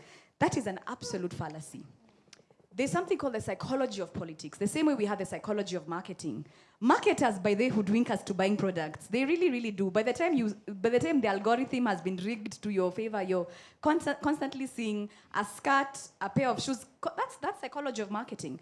And there exists a psychology of politics. Psychology of politics is deep-seated. There's a reason why you absolutely detest a person of another tribe, yet you have never interacted with them. And when you do interact with them, you'll realize that they're actually amazing people. That's the psychology of politics. Psychology of politics tells us things like tyranny of numbers. There's a reason why many African governments don't have any ideology behind elections. The ideology that they have is a heart-stirring ideology to make you mad at somebody. So let me give you an example. During the last election, we had Hustline Dynasty rhetoric, which was a very dangerous rhetoric. There is a working class gentleman who had gone for a meeting at Social House. He was leaving Social House and he was hit by a boda boda. Within no time, a swarm of boda bodas had already encircled him. And do you know what they began to chant? Dynasty. Where were dynasty? They were saying choma, choma, choma. Let me tell you, this man is so far from anything dynasty. He was a working class person who's trying to make a living, but because of a divisive ideology and rhetoric, that is why people wanted to touch him. So let's not think that nobody has been coerced to vote. Let's not think that whenever you see some of it's not benign. It's getting into our psyche. Hate this tribe, hate this person, vote tyranny of numbers. That's all psychology. So there is a level of coercion when it comes to politics. The other one that I'm just going to mention, and I really find it a very interesting question, because the gentleman up there seems just tired. He's just tired. T-A-Y-A-D. I'm tired of this tribalism. I want it out. Can we just get a foreigner? And I get that sentiment of just being totally tired. What I will say is that many of us may think that tribalism or negative ethnicity is an Afro construct. It's not an African construct. White people also have the capacity and capability to propagate negative ethnicity. When you think about Yugoslavia, the Balkans, when you think about the Jewish Holocaust, all of those are white folks who killed their very own or perpetuated hate based on tribe or whatever other construct. And let me just say, as much as I hear the sentiment of we're tired of our own because they're not taking us to Canaan as they have promised, I really do think that the solution lies with us. I don't think that any other foreigner is going to come and sort of like help us. And let me tell you, what we need, even before good politicians, is trustworthy institutions. If I can trust IEBC to render a impartial election, that is the way forward. If I can trust KRA to ensure that taxes are collected in a way that is fair enough, that is a win. So for me, my school of thought is even before we think about personas and personalities, it's institutions. I think credible, trustworthy, impartial institutions are what is going to get us to that point, and we wouldn't need the Spaniard or the Argentinian. Okay, thank you so much. Can we hear from Mr. Jageru? What do you think? Yeah, there is a question that was directed to me by the gentleman over there, and he was talking about what is the place of the voter. I mean, we cannot just allow kingpins to be telling us what we want.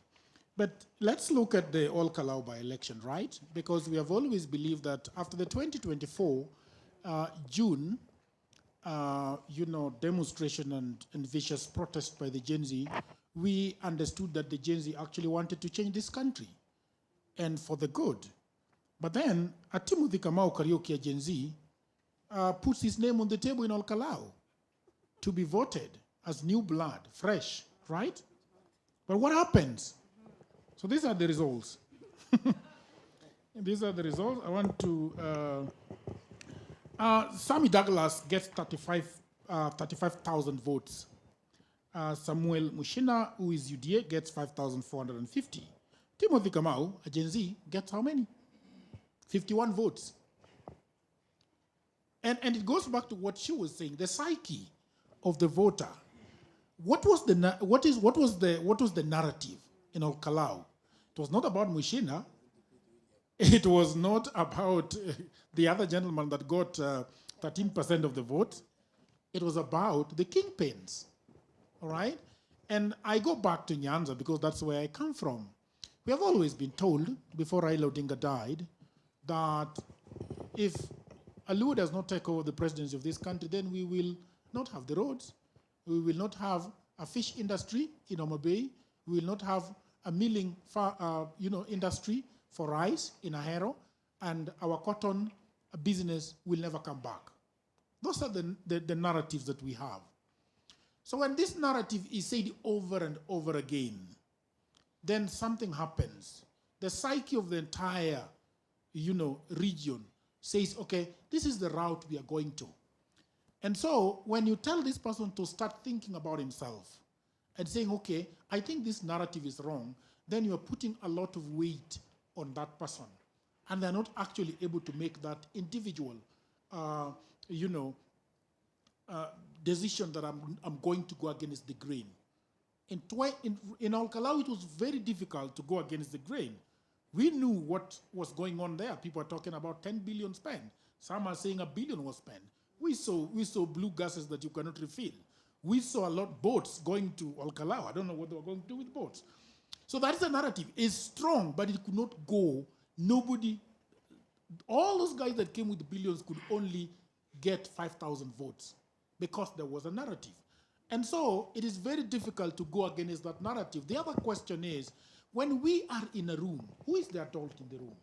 Because that's the question. If the adult in the room, who is our professor, is telling us that you kids, this is the way to go. First of all, it's very difficult to go against that because the professor is saying it, our mother, who is the wife to the professor, is saying it, the brothers to the professor is saying it, the auntie to the professor is saying it, everybody is saying it. As a child, what are you going to do? You're going to fuata nyayo. Okay, so I think that is the problem that we are having as far as that is concerned. That is why a lot of people will make serious mistakes in 2027. They might repeat that mistake in 2032. That is why the question is, who is the adult in the room? The adult in the room is the kingmaker who is not making a good decision. I want to touch on what the gentleman has talked about getting somebody from New York to come and be a CS in the country. I mean, I think it is very defeatist, right? That we have gone to that level whereby this lady cannot rule Kenya because we are afraid she's going to steal everything. That our good professor here cannot take care of his sons and grandchildren, that he's going to steal everything. I think it is a shame. So we just have to say that we have Kenyans to lead us. What do we have to do? We have to think twice. Because even in Okalau, everybody was told something, but I think the courage that we have to have is that when I go to that box, that IEBC box, you are alone. And I think the question is there, when the noise dies down and the IEBC creates a hard stop and saying campaign is over, and that is the reason why actually IEBC gives you almost 24 to 36 hours to make a decision. With all the noises that have now died down, as you go to sleep and wake up tomorrow, go to sleep again and wake up tomorrow, what decision do you have in that box? Is it UDA or is it Mushina? Is it Joanne or it is ODM? Is it her or is it Jubilee? I think that is what we should be doing in 2027. Thank you. Thank you so much, Jagiru. Tatiana, I would like you to comment on some of the things that you feel like have touched on you. But as you do that, I'd also like you to give us a personal experience, directly or indirectly, of this topic that you're talking about, tribal politics. Has it ever affected you or someone you know? Okay, I think my co-panelists have really set the stage, because what I was noting down here was about rhetorics, narratives, stories. So I'd like to thank you, Brian, for the remarks you raised against Prof here, all in good faith. To be honest, I was taken aback when I heard the story of if a Kikuyu has a neighbor who buys a cow, that Kikuyu will go and buy napier grass. But for a Luya, if the neighbor gets a cow, they'll tell the goat to buy poison to kill the cow. And I find that striking because as a member of the Kikuyu community, I have heard the opposite from my own community, right? I have heard that Kikuyus will do anything before they work together. You know, there's Kikuyus wa Murima na Kikuyus wa Kiambu. Some of them are more favorable to work with each other than others. What point is it that I'm trying to drive? I'm trying to drive the point that these stories, these narratives that we are talking about, these generalized statements are harmful.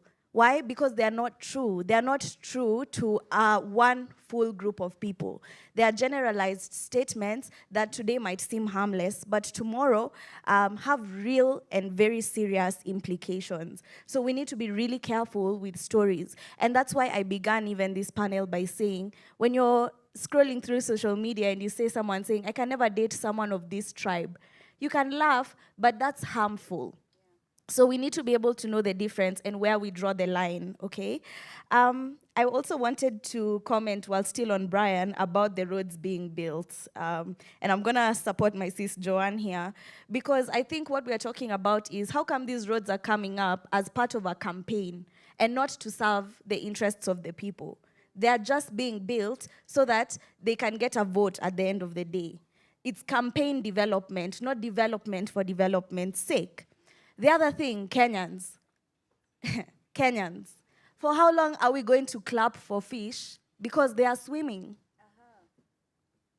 Has that landed? So somebody, a politician builds you a road, a school, and you're so happy, you're overjoyed. You're like, we need to give them credit. They're doing the thing. But that's their job. That's their job. So we cannot continue to clap for fish because they are swimming.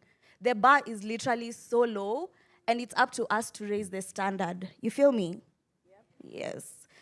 To my brother over there talking about we need to bring foreigners as cabinet secretaries, I really agree with Jagero when he says that's defeatist, that's self-deprecating in a way. It's saying we can't solve our own problems. That's accepting that as Kenyans, we are doomed, we can't solve our own problems. But one thing that we are forgetting is that tribalism is actually a part of, and I don't know, many of us are university students here. I did international studies, which is it's a very socially focused degree. And we learned about a concept called ethnocentrism. And this is the idea that where I come from is better than yours. It doesn't matter where it is I come from, but I'm better than you. And these foreigners already carry that bias with them. So I guess I'm trying to say we can't completely eradicate bias. It's always going to be there. So the benefit of working with people who understand our context is because they can understand our issues better than anyone. Also, foreigners, yikes. Like, let's get, not like in the xenophobia way, but like in the, when someone said Obama, I'm like, okay, Obama comes with his own interests. Okay, these are people that historically have never wanted to see Africa succeed. The whole reason we are here talking about tribal politics is because we are still coming off of this colonial hangover. This is what they did. They came and they split us against each other. They put us in borders that caged us together and split us apart and made us hate each other. That's why you see atrocities like what happened in Rwanda in 1994. So let me tell you something. These Americans, these Russians, Chinese, they don't have our best interests at heart. They are thinking about their own countries. So it's high time we start thinking about our own. Sorry, not my tablet locking when I'm cooking. Yes, the last thing I wanted to talk about was brought about by our fact checker. It was brought about by Jagero. The issue of language, symbolism. Our politics is so complex, yet it's always brought down to one term, two term. Canaan, Singapore. Which other ones are there? Those ones. Exactly. Yet our politics is so complex. So I think there's a level of negligence on our part to just kind of ride that wave and go with it and not ask the tougher questions. And a part of this conversation that's come out is the issue of party politics. Our political party system is a whole other youth assembly platform discussion. But tribalism, kingpinism, all of it falls under that issue of how do we organize around political parties. We vote for people based on a party, not based on their competence, and that's a whole issue. And sadly, in Kenya now, we have come to a point where we do the politics of other. And we are not listening to candidates who have conversations for. And how many candidates are there that have the conversations for? Nowadays, I'm sorry, but political campaigns are characterized by vote for me because I'm not this guy. And that's just where we are. So we need to start having proactive conversations, because that's how we generate the same system that maybe we'll take this guy out, must go, we'll go, but we'll end up with the same system that allowed somebody with a case in ICC, okay, it was dismissed, but it was there, to get into power in the first place. So I urge all of us to have more robust discussions, to continue coming to assemblies like these and to think deeper, because I think our problem as a nation right now is everyone is staying too surface level. And I think for us to have a real change, we need to be a bit more radical in our thinking, in the way we vote, in the way we show up in political parties, in the way we organize, and the way we even show up in conversations like these. Thank you. Wow, Just, what a submission. Just give me a minute. I just want to say something about that young man. I think we didn't understand him. I want to give an experiential example. You see, we have an MP, where I come from, who is serving his third term. He's Indian, he's Asian. And I can assure you, he will serve for the term maybe until he retires himself. Why do we keep on electing him? Because he's not biased. He doesn't have a clan. You understand? So you need to understand the young man, where he is coming from. He is massing, he is wondering, what can we do to go over this tribe thing? What do we do to go over it? Of course, there is no time when we are going to import anybody. He knows that won't happen. But he says, what can we do to go over this? You see, they say that a people get a government they deserve. The problem is us, the voters. We are not evil. It is us who vote and the people indicted for crimes against humanity. Nisisi. Okay, there is a song in that Semanini, Sisi, Wajinga Sisi, something like that. So it is us. So he's raising a fundamental question. What are we going to do? And remember, when you have a problem, you solve it, you have to give the power to yourself to solve it. We have a problem, we are the employer of these politicians. Okay? So we can employ them better. Yes, thank you so much, panelists, for your submissions. I think I'd like to go back to the audience. I'm sure they have a set of questions. I also have one question as to why, because we are all young people here in the audience, why Timothy got 51 votes as opposed to more. Perhaps young people can also tell us why that happened. So I will start with this gentleman over here. I think he raised his hand quite a bit early. Then I see a lady in white. Had you raised your hand? Okay, fine. So I will start with this gentleman. I'll come to you, and then I'll come to this side. So if I can get the mics, please. Okay, thank you. My name is Abokelisha, and it is a good topic that we are discussing here. But I wanted to say this: we need to start looking on how we can transform, or how we can how we can amend the Constitution. Why? Because how can you tell me that we are going to have a politician who we know that has not gone to school properly, sitting in parliament to vet a professor who has been appointed as a CS? What does that member of parliament understand in the papers of a professor? He doesn't know anything. So we need to do something with our politics. We need to control our politics in a manner that we don't allow politicians to decide everything in this country. Because these are the same politicians that bring this issue of tribal politics. When they retreat back, when they're campaigning, they are talking about tribal. Jagero here will tell you, I'm also an ILOT the way he said. When you go back as a young man you want to vie, you will be asked, which sub-tribe are you coming from? What are you bringing on the table? So we need to amend our constitution. By the way, when we were passing this constitution 2010, we were told around 75% of it is good, 25% is bad. Now we have experienced it. Why don't we start conversation? And we need not to leave it to politicians to decide for us. It is us to decide what we want change in this constitution. So we have a serious conversation.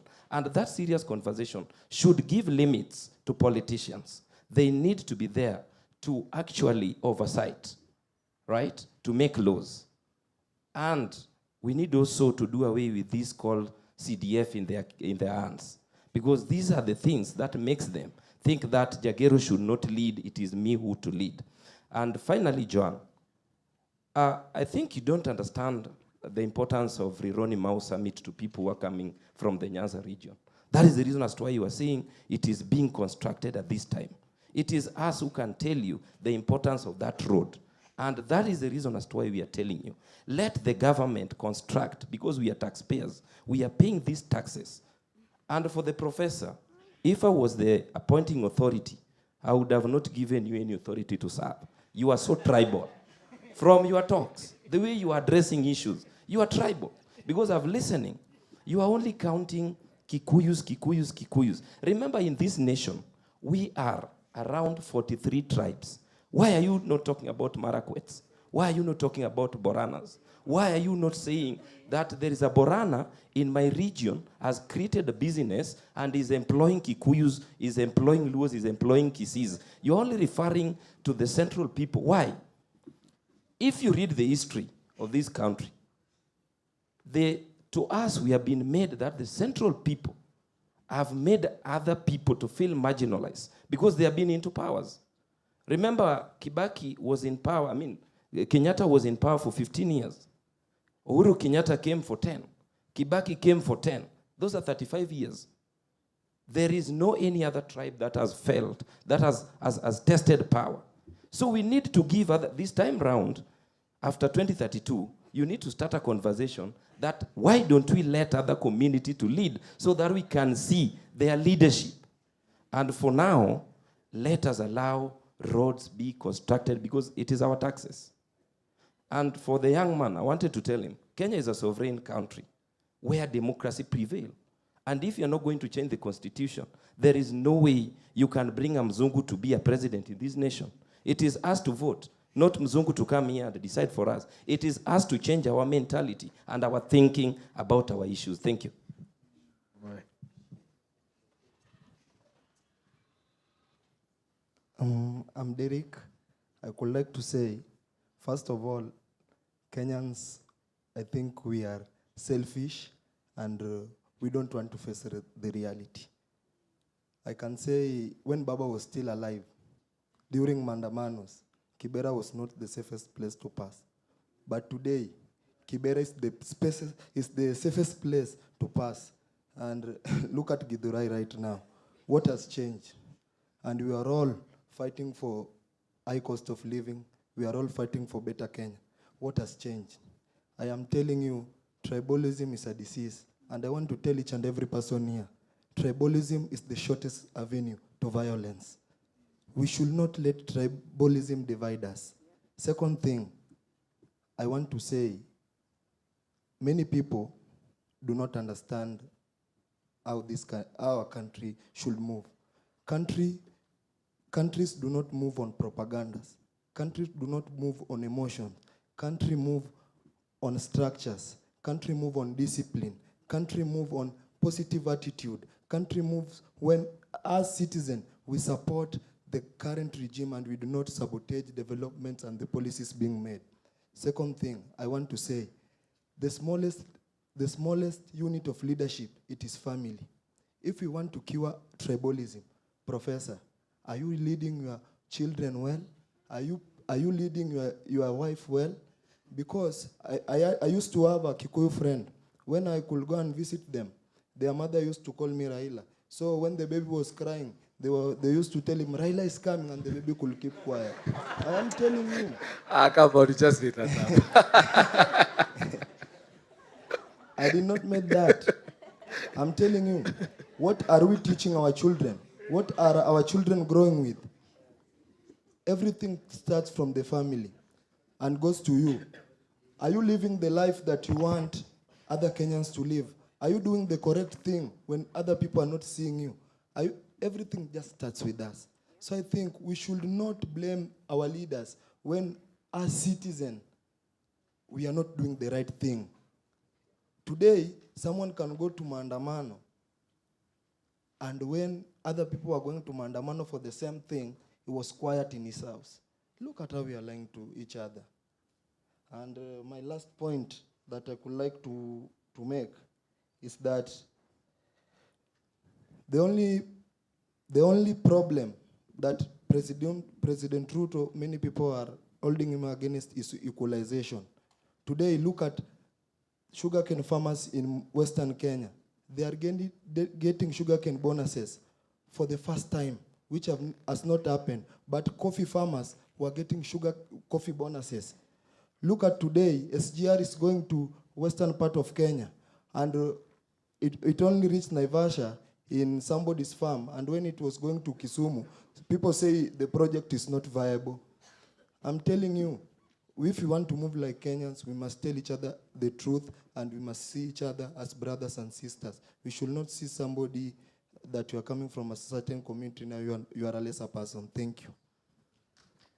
Oh my, I want to move to this side.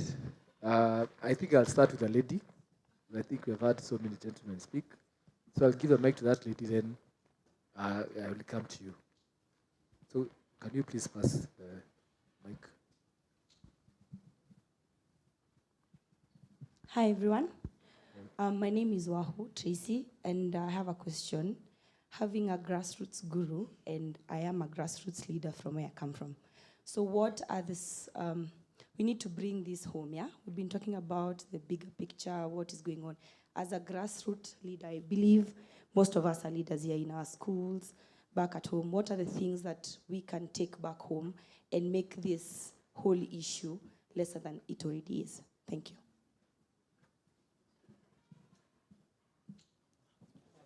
Hello, everyone. I'm Oswago Kevin. My first question, though, is philosophical.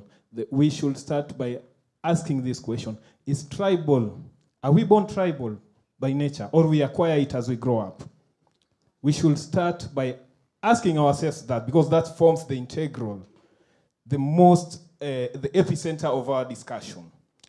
Number two, institution, as you've said, institutions need to be strengthened. I agree with you, Joan. But we should not forget that institutions are our own creation. Once we human, we are biased, believe you me, the institutions are equally going to be biased. And that's why you've seen NCIC has never achieved anything, has never brought anyone or justice or anyone to the book until today, because of the biasness and the tribalism that we've had. That is the few remarks that I had. Thank you. You also Hi, everyone. My name is Godwin.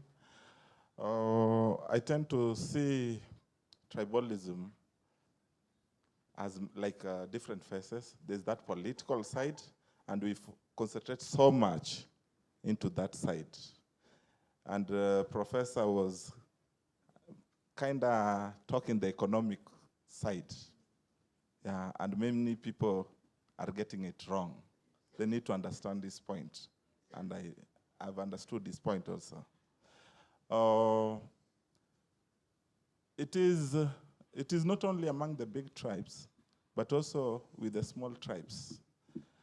I try to look at IBC, for example. The days when they appointed Kina Isaac Hassan, and the CEO was also coming from that northern side. So when you went to IBC offices, majority of the people you are meeting there were warriors. Majority, those times. Did you ever visit those areas? If you went there, majority of them were coming from those sides. So it's not about the big tribes only. Therefore, tribalism is still a real issue. Today, my clansmen are so excited. Even us Luos, we are very tribal, by the way, very. It's not only Kikuyus. Luos are also very tribal, because in campuses, and I know you'll agree with me, whenever they walk in circles, And there are other people, they talk in their mother tongue most of the time. True or false? Yes. But they are very loud, accusing other people to be very tribal. And even today we say, we've been given Ministry for Finance. Now it is our time to eat. What does that mean? Yeah? So it is a real issue for everyone, not for certain people. So when we need to address it, we don't target certain people. We should target everyone. I've given you an example of, even currently, by the way, if you look at, we have a minister, CS for Health is Duale. By the way, if you try to digest a lot of things happening in the Ministry of Health, you'll find many areas have won so many things there. Is it a coincidence or what is it? So it's a real issue. Thank you. Thank you so much for your comments. I don't want us to delve into saying that we have many areas at Ministry of Health than we had before. Maybe Mwana, you can help us dissect that, because I'm not sure it's factual, and I wouldn't want us to be left stranded. But before you do, I would like to also give some comments from the people who are watching us online.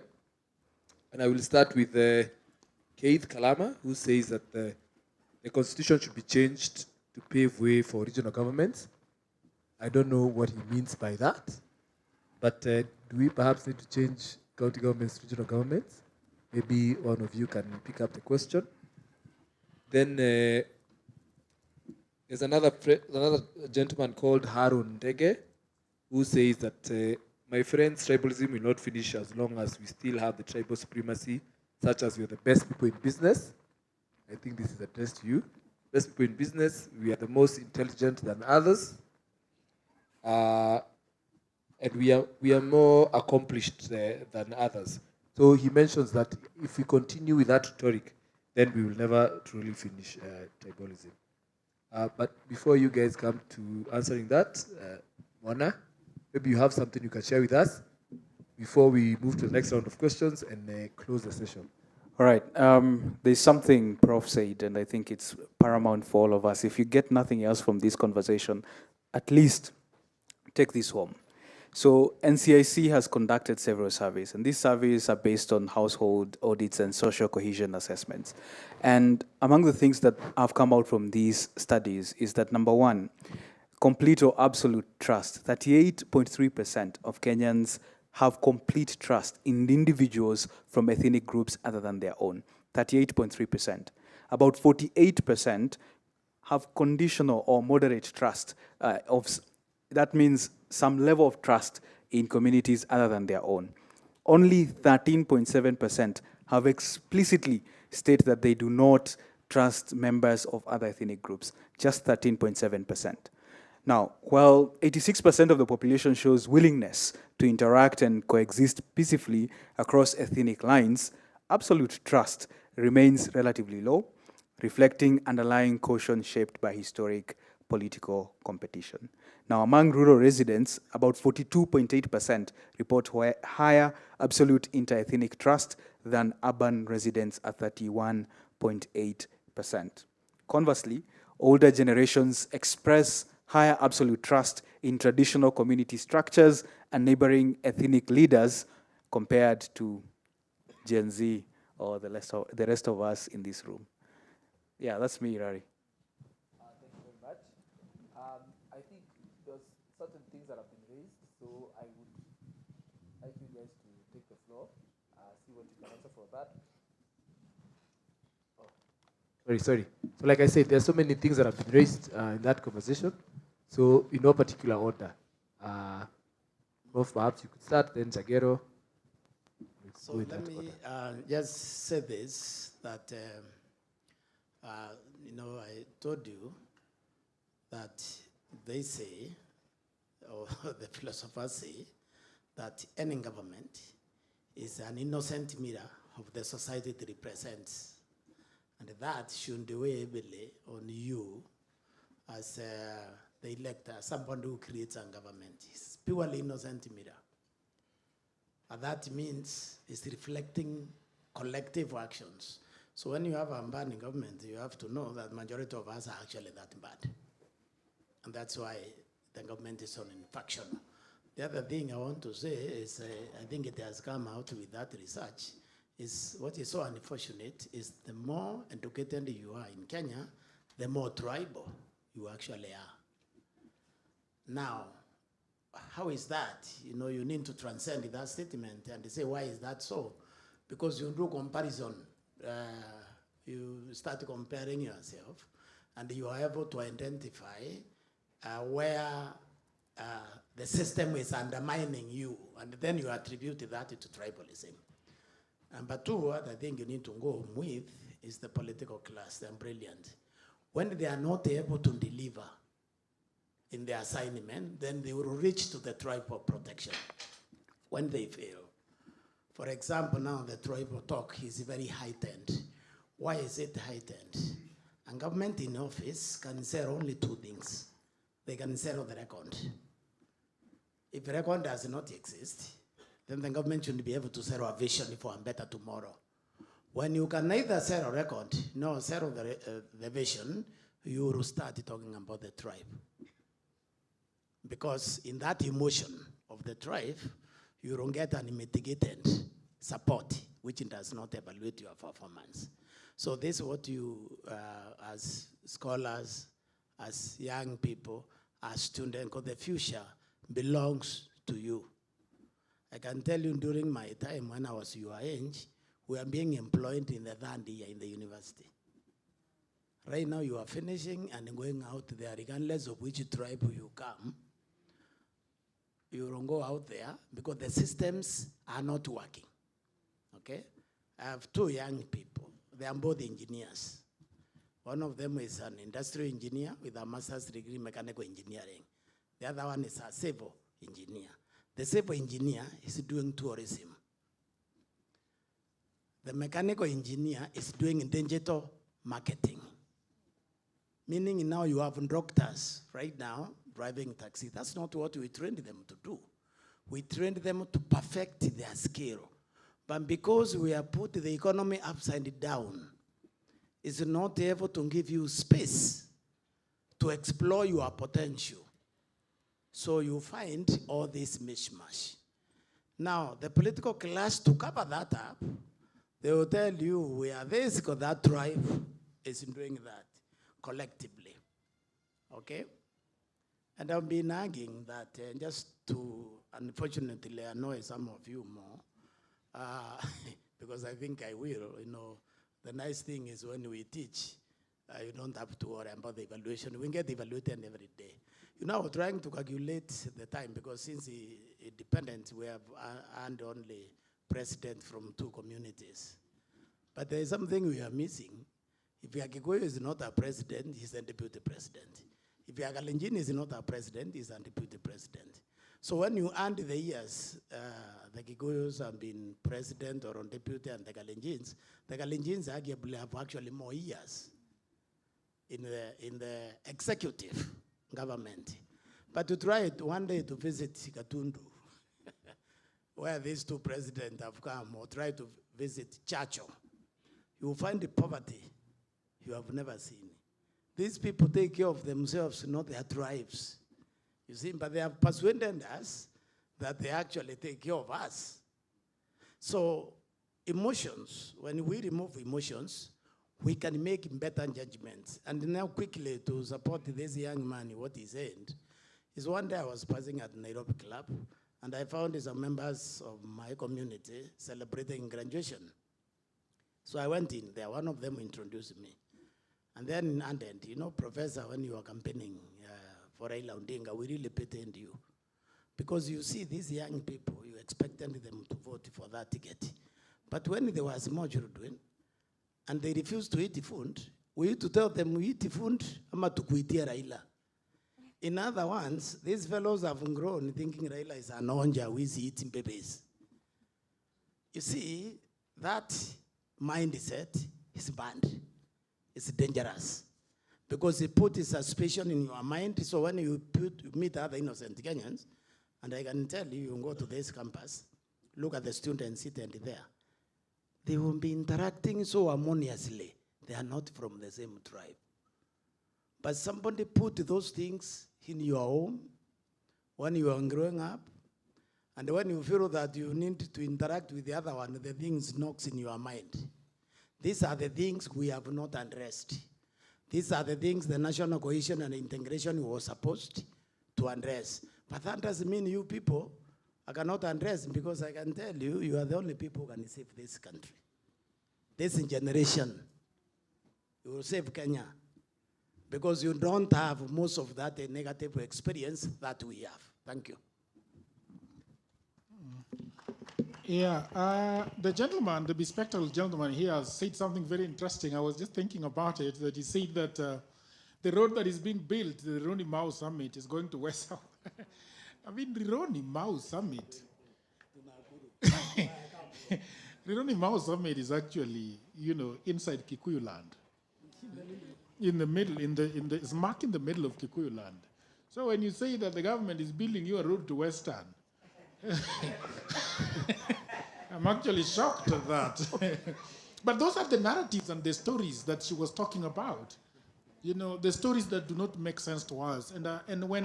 And sometimes when you go against a president trying to build roads, then people think that is a very, how can you talk to us about somebody building as a road? Okay? But again, we can forget about the road and talk about a stadium that is costing 45 billion Kenya shillings.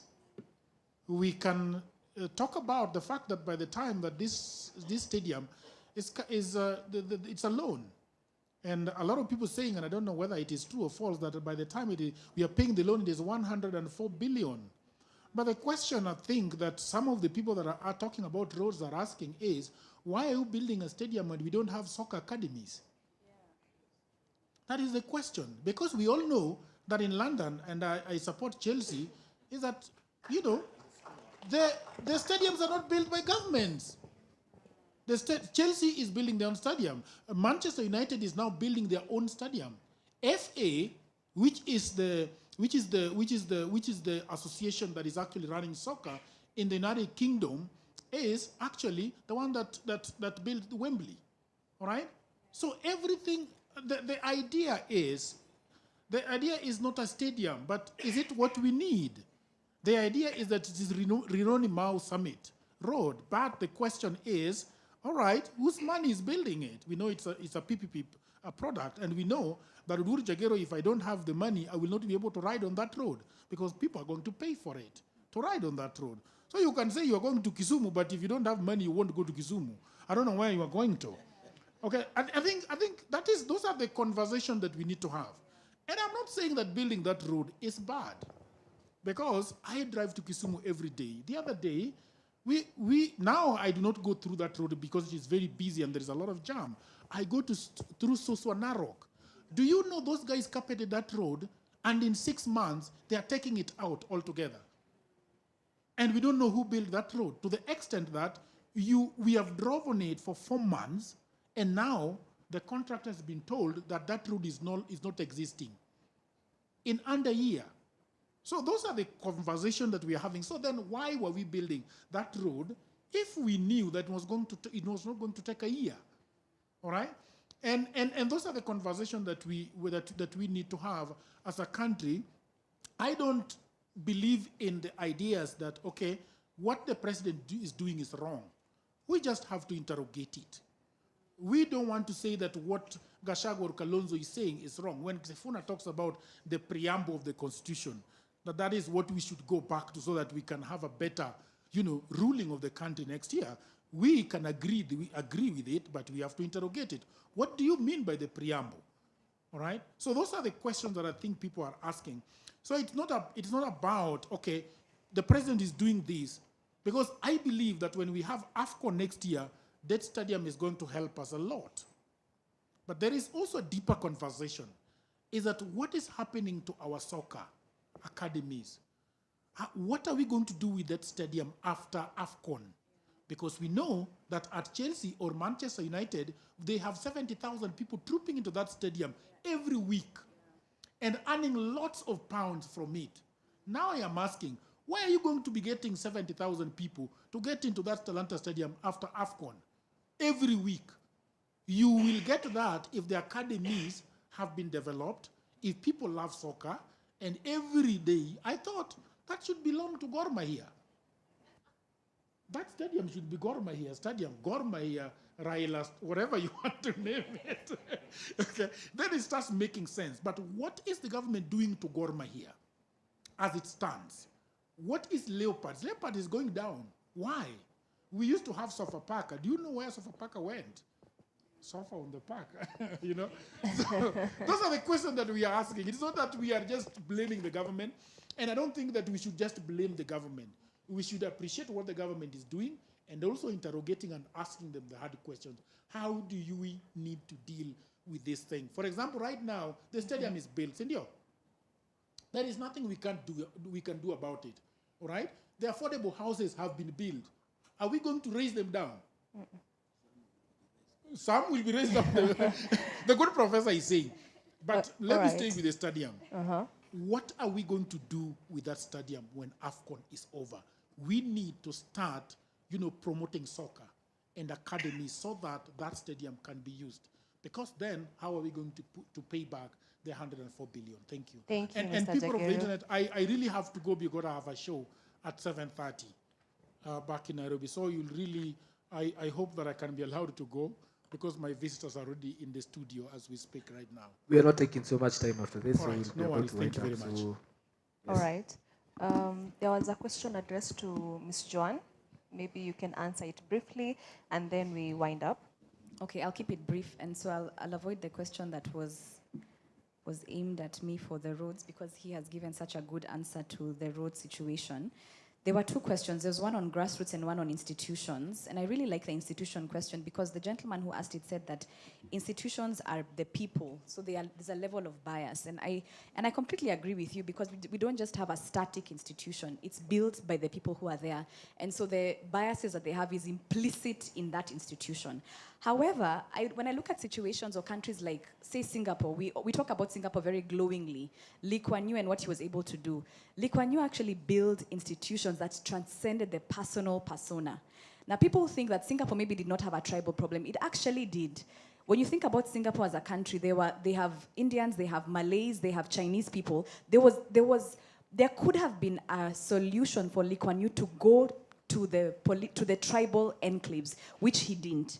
He said, I'm going to build institutions that will transcend any political or tribal nuances. When I think about my profession, because I'm a lawyer by training, one of the ways that you build, you make sure that bias doesn't seep into, for example, judiciary, if I can get that as an example, is the ability to recuse yourself as a judge.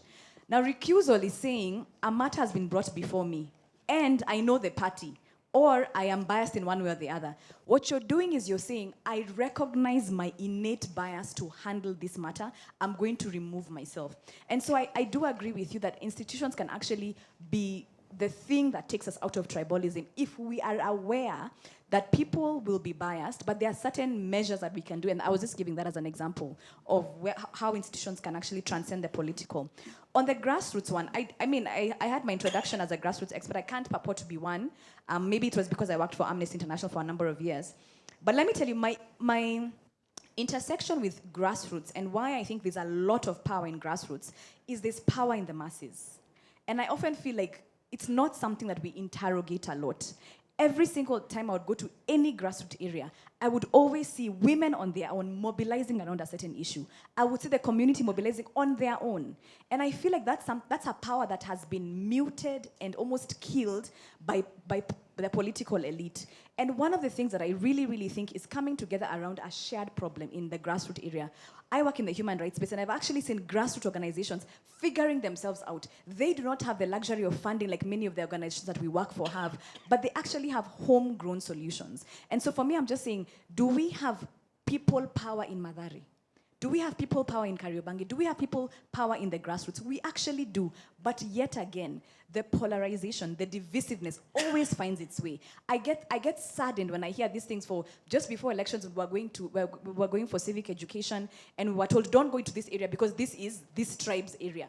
Don't go to this area. And I'm like, do you understand that you can actually come collectively as the masses around a shared problem, around a problem of sanitation, around a problem of education in the area, and figure it out, because there's a mass thing that you can actually come with that the Kilimanis and the Lavingtons will never give you. And that's why I feel like one of our popular governors was able to rile up the masses because he understood that there's power in grassroots. So that's what I'm going to say in terms of political. Thank you so much, Ms. Joanne. As we go to Tatiana, I hope the production team can bring back the timer for the last round of questions. Tatiana, please. Yeah. Thank you. I just wanted to piggyback off the conversation on sports, because I think it's really tied to the theme we were talking about here, about this development for the sake of, development for the photo op. We all remember Harambee Stars. Was it 5 million, 100,000 that they were promised every time they win, right? That's what we are calling development for the photo op. Where is the strategic investment to actually invest in the sports community, to invest in the sports industry? It's not there. Why? Well, if you ask me, I'll tell you it's because this government don't care about me. They don't care about you. They care about themselves. They care about that photo op. They care about looking, you know, popular and getting that re-election. So that's why they'll come and build the road 1 year before the election. On the question of, there was a question around changing the constitution to have checks and balances. My opinion, the constitution is not the problem. Everybody knows this. It's the implementation that is the problem. There is currently a provision in our constitution that can allow us to impeach a sitting president.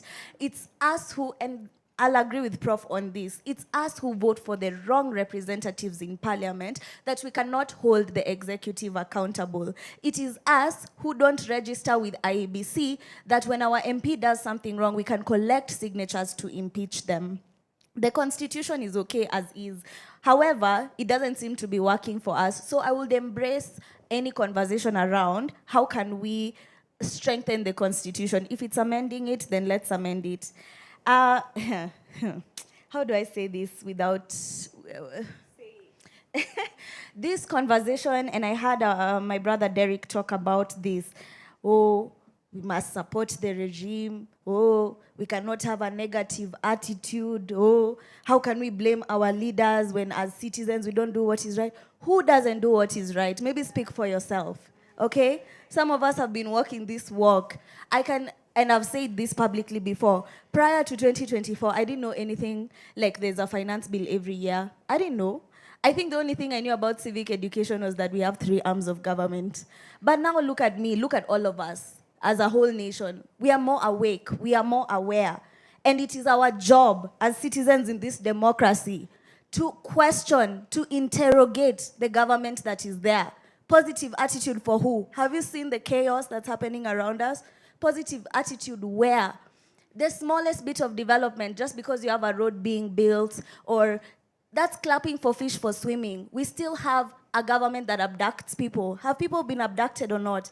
They have. Have people been killed or not under this regime? They have. Are they not going into Nairobi National Park? Are they not going into Karura Forest? Are they not going to Mau Forest to cut trees after giving us lies about how we need to plant, 1 billion trees?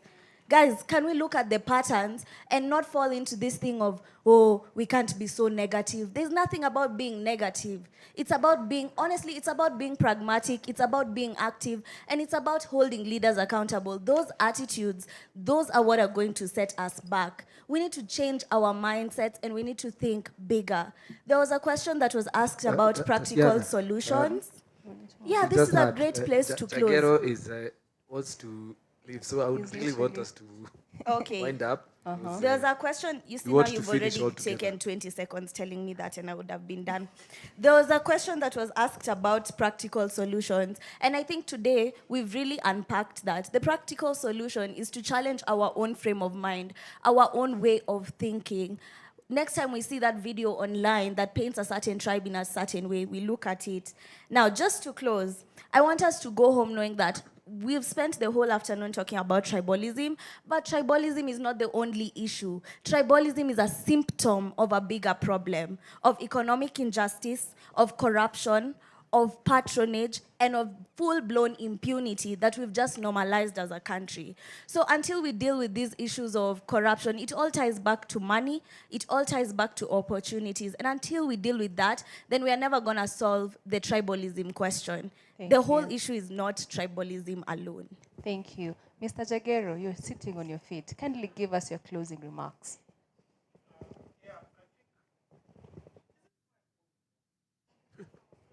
I'm sorry, you can exchange with Tatiana's. Yes. Closing remark is that at the end of the day, we have to, like I said, when you go to that box at the IEBC, it is you and the vote where we are casting. Most of the time when we go and vote, we are not really voting for anybody. We are voting against someone. And I think it is time we thought about actually voting for someone. Because then when we are voting against somebody, then we don't know who we are voting for. And I think that is the most important thing. I think that the Gen Z 2024 gave us something that we can actually have a change. And that change can actually work. So I think for me is thinking about another Kenyan as the only friend you have. Because if we start saying that, Joanne is coming from the other side, and I'm coming from the other side, I have an experience about tribalism because I thought that my tribesmen were the ones that were going to help me in this city. When I first came here in a leaking bus, sometimes in 2004, okay? But it is a Kalenjin that gave me sponsorship for 3 years in college. It is a Kikuyu, Boniface Mwangi, you all know him. He's the one that published my first book and gave me money to do the event for the book, the launch for the book. I have been helped by so many people. If you look, I do books and I see names. And we always say that your name betrays you. About 87% of people that buy my books are Kikuyus, right? So I have an experience, and I think all of you have an experience. Look at the person that is actually helping you. Where is it coming from? Are they really your fellow Kikuyus or it is somebody else? So our heads are being taken together and then smashed together for no apparent reason. So for me, let's start thinking about our country. Let's start, making our lives better by choosing the right leaders. Thank you very much. Good Samaritan. Thank you. Really, that one will tell you your neighbor is. All right, Joanne. Just in conclusion, first of all, I have worked in the human rights space for 15 years or thereabouts, and it's very easy to work in that space and be very cynical, be very hopeless. But let me tell you, I actually am very hopeful about the state of this country and where we're heading. And I'm hopeful because of the Gen Z, just this young generation. I'm not a Gen Z, I'm a millennial, but when I look at them, I remember a study from Aga Khan University saying that this generation are actually identify more as Kenyans than they do their tribes, which for me lends some hope for the future. That if these people that if Gen Zs can actually say that we are leaderless, we are tribeless, I feel like we can be at a better place than we were previously. And so I really do feel like we're not saying that the future belongs to the Gen Zs. I feel like the future is now. Next year we have an election. And I think that we must refuse to be pawns in somebody else's game. People who do not care for us, who do not lose sleep over us. I think we need to make some radical decisions next year.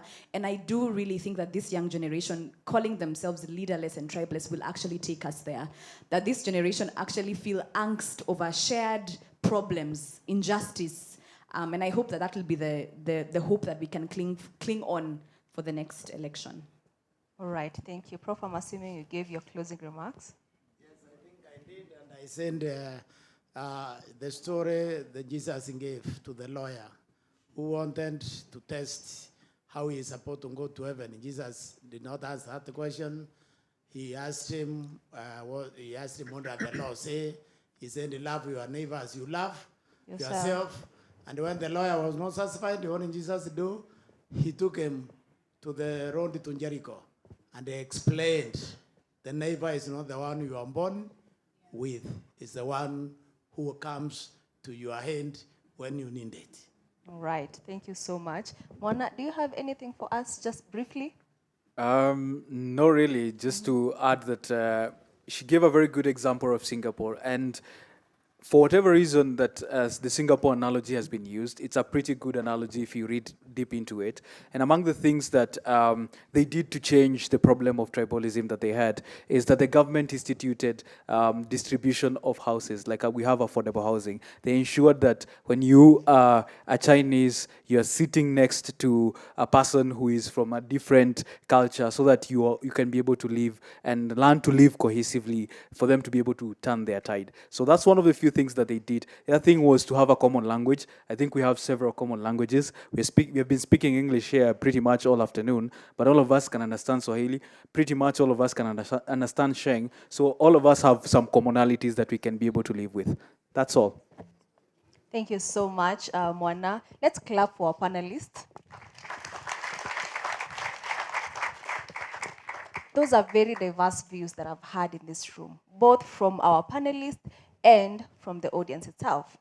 And one thing that has stood out is that we are actually the only people who can bring inclusivity back to where it was, if there ever was, or actually make it better. We're the only ones who can make a better Kenya for ourselves and the future generations.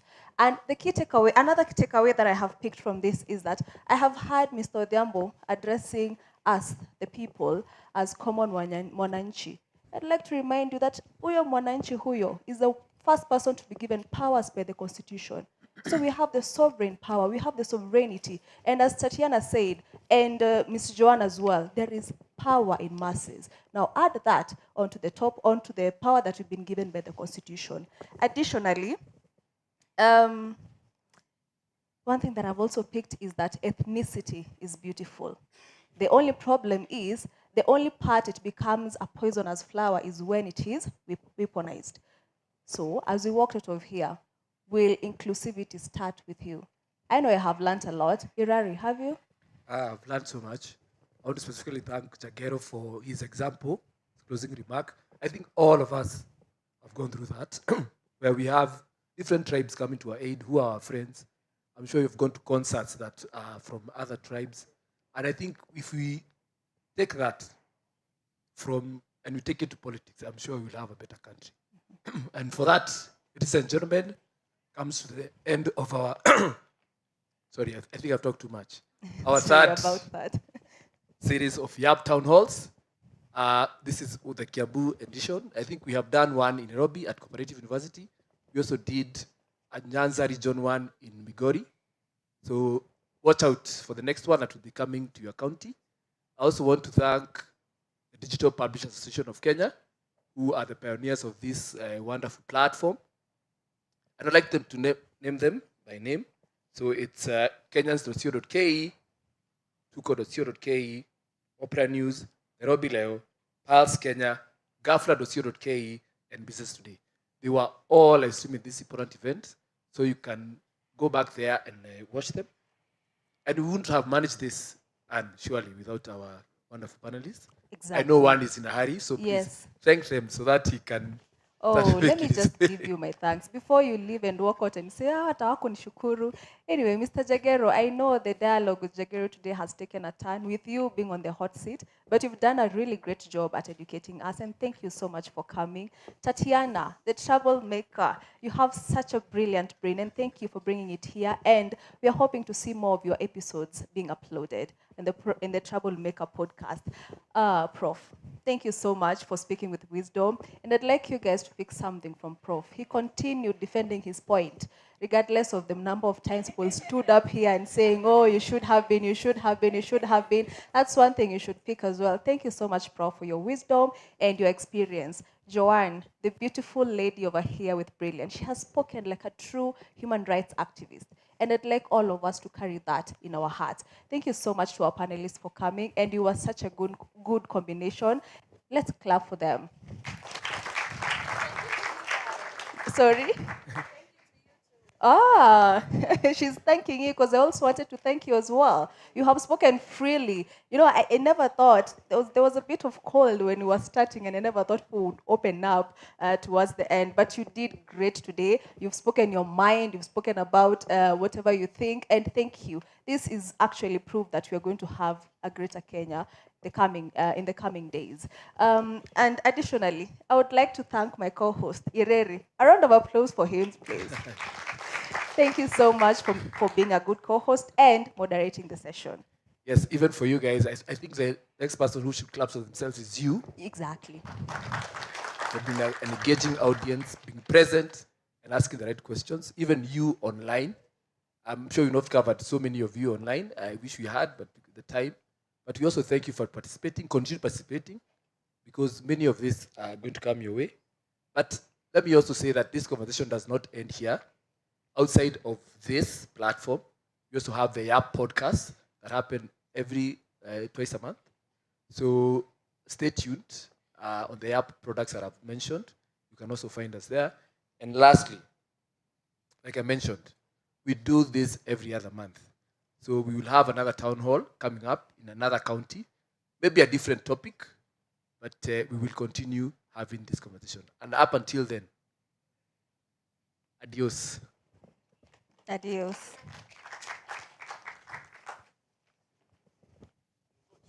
Yes, the meeting has been adjourned. Oh, we need a photo with the panelists. Let me stand next to you. I love your outfit.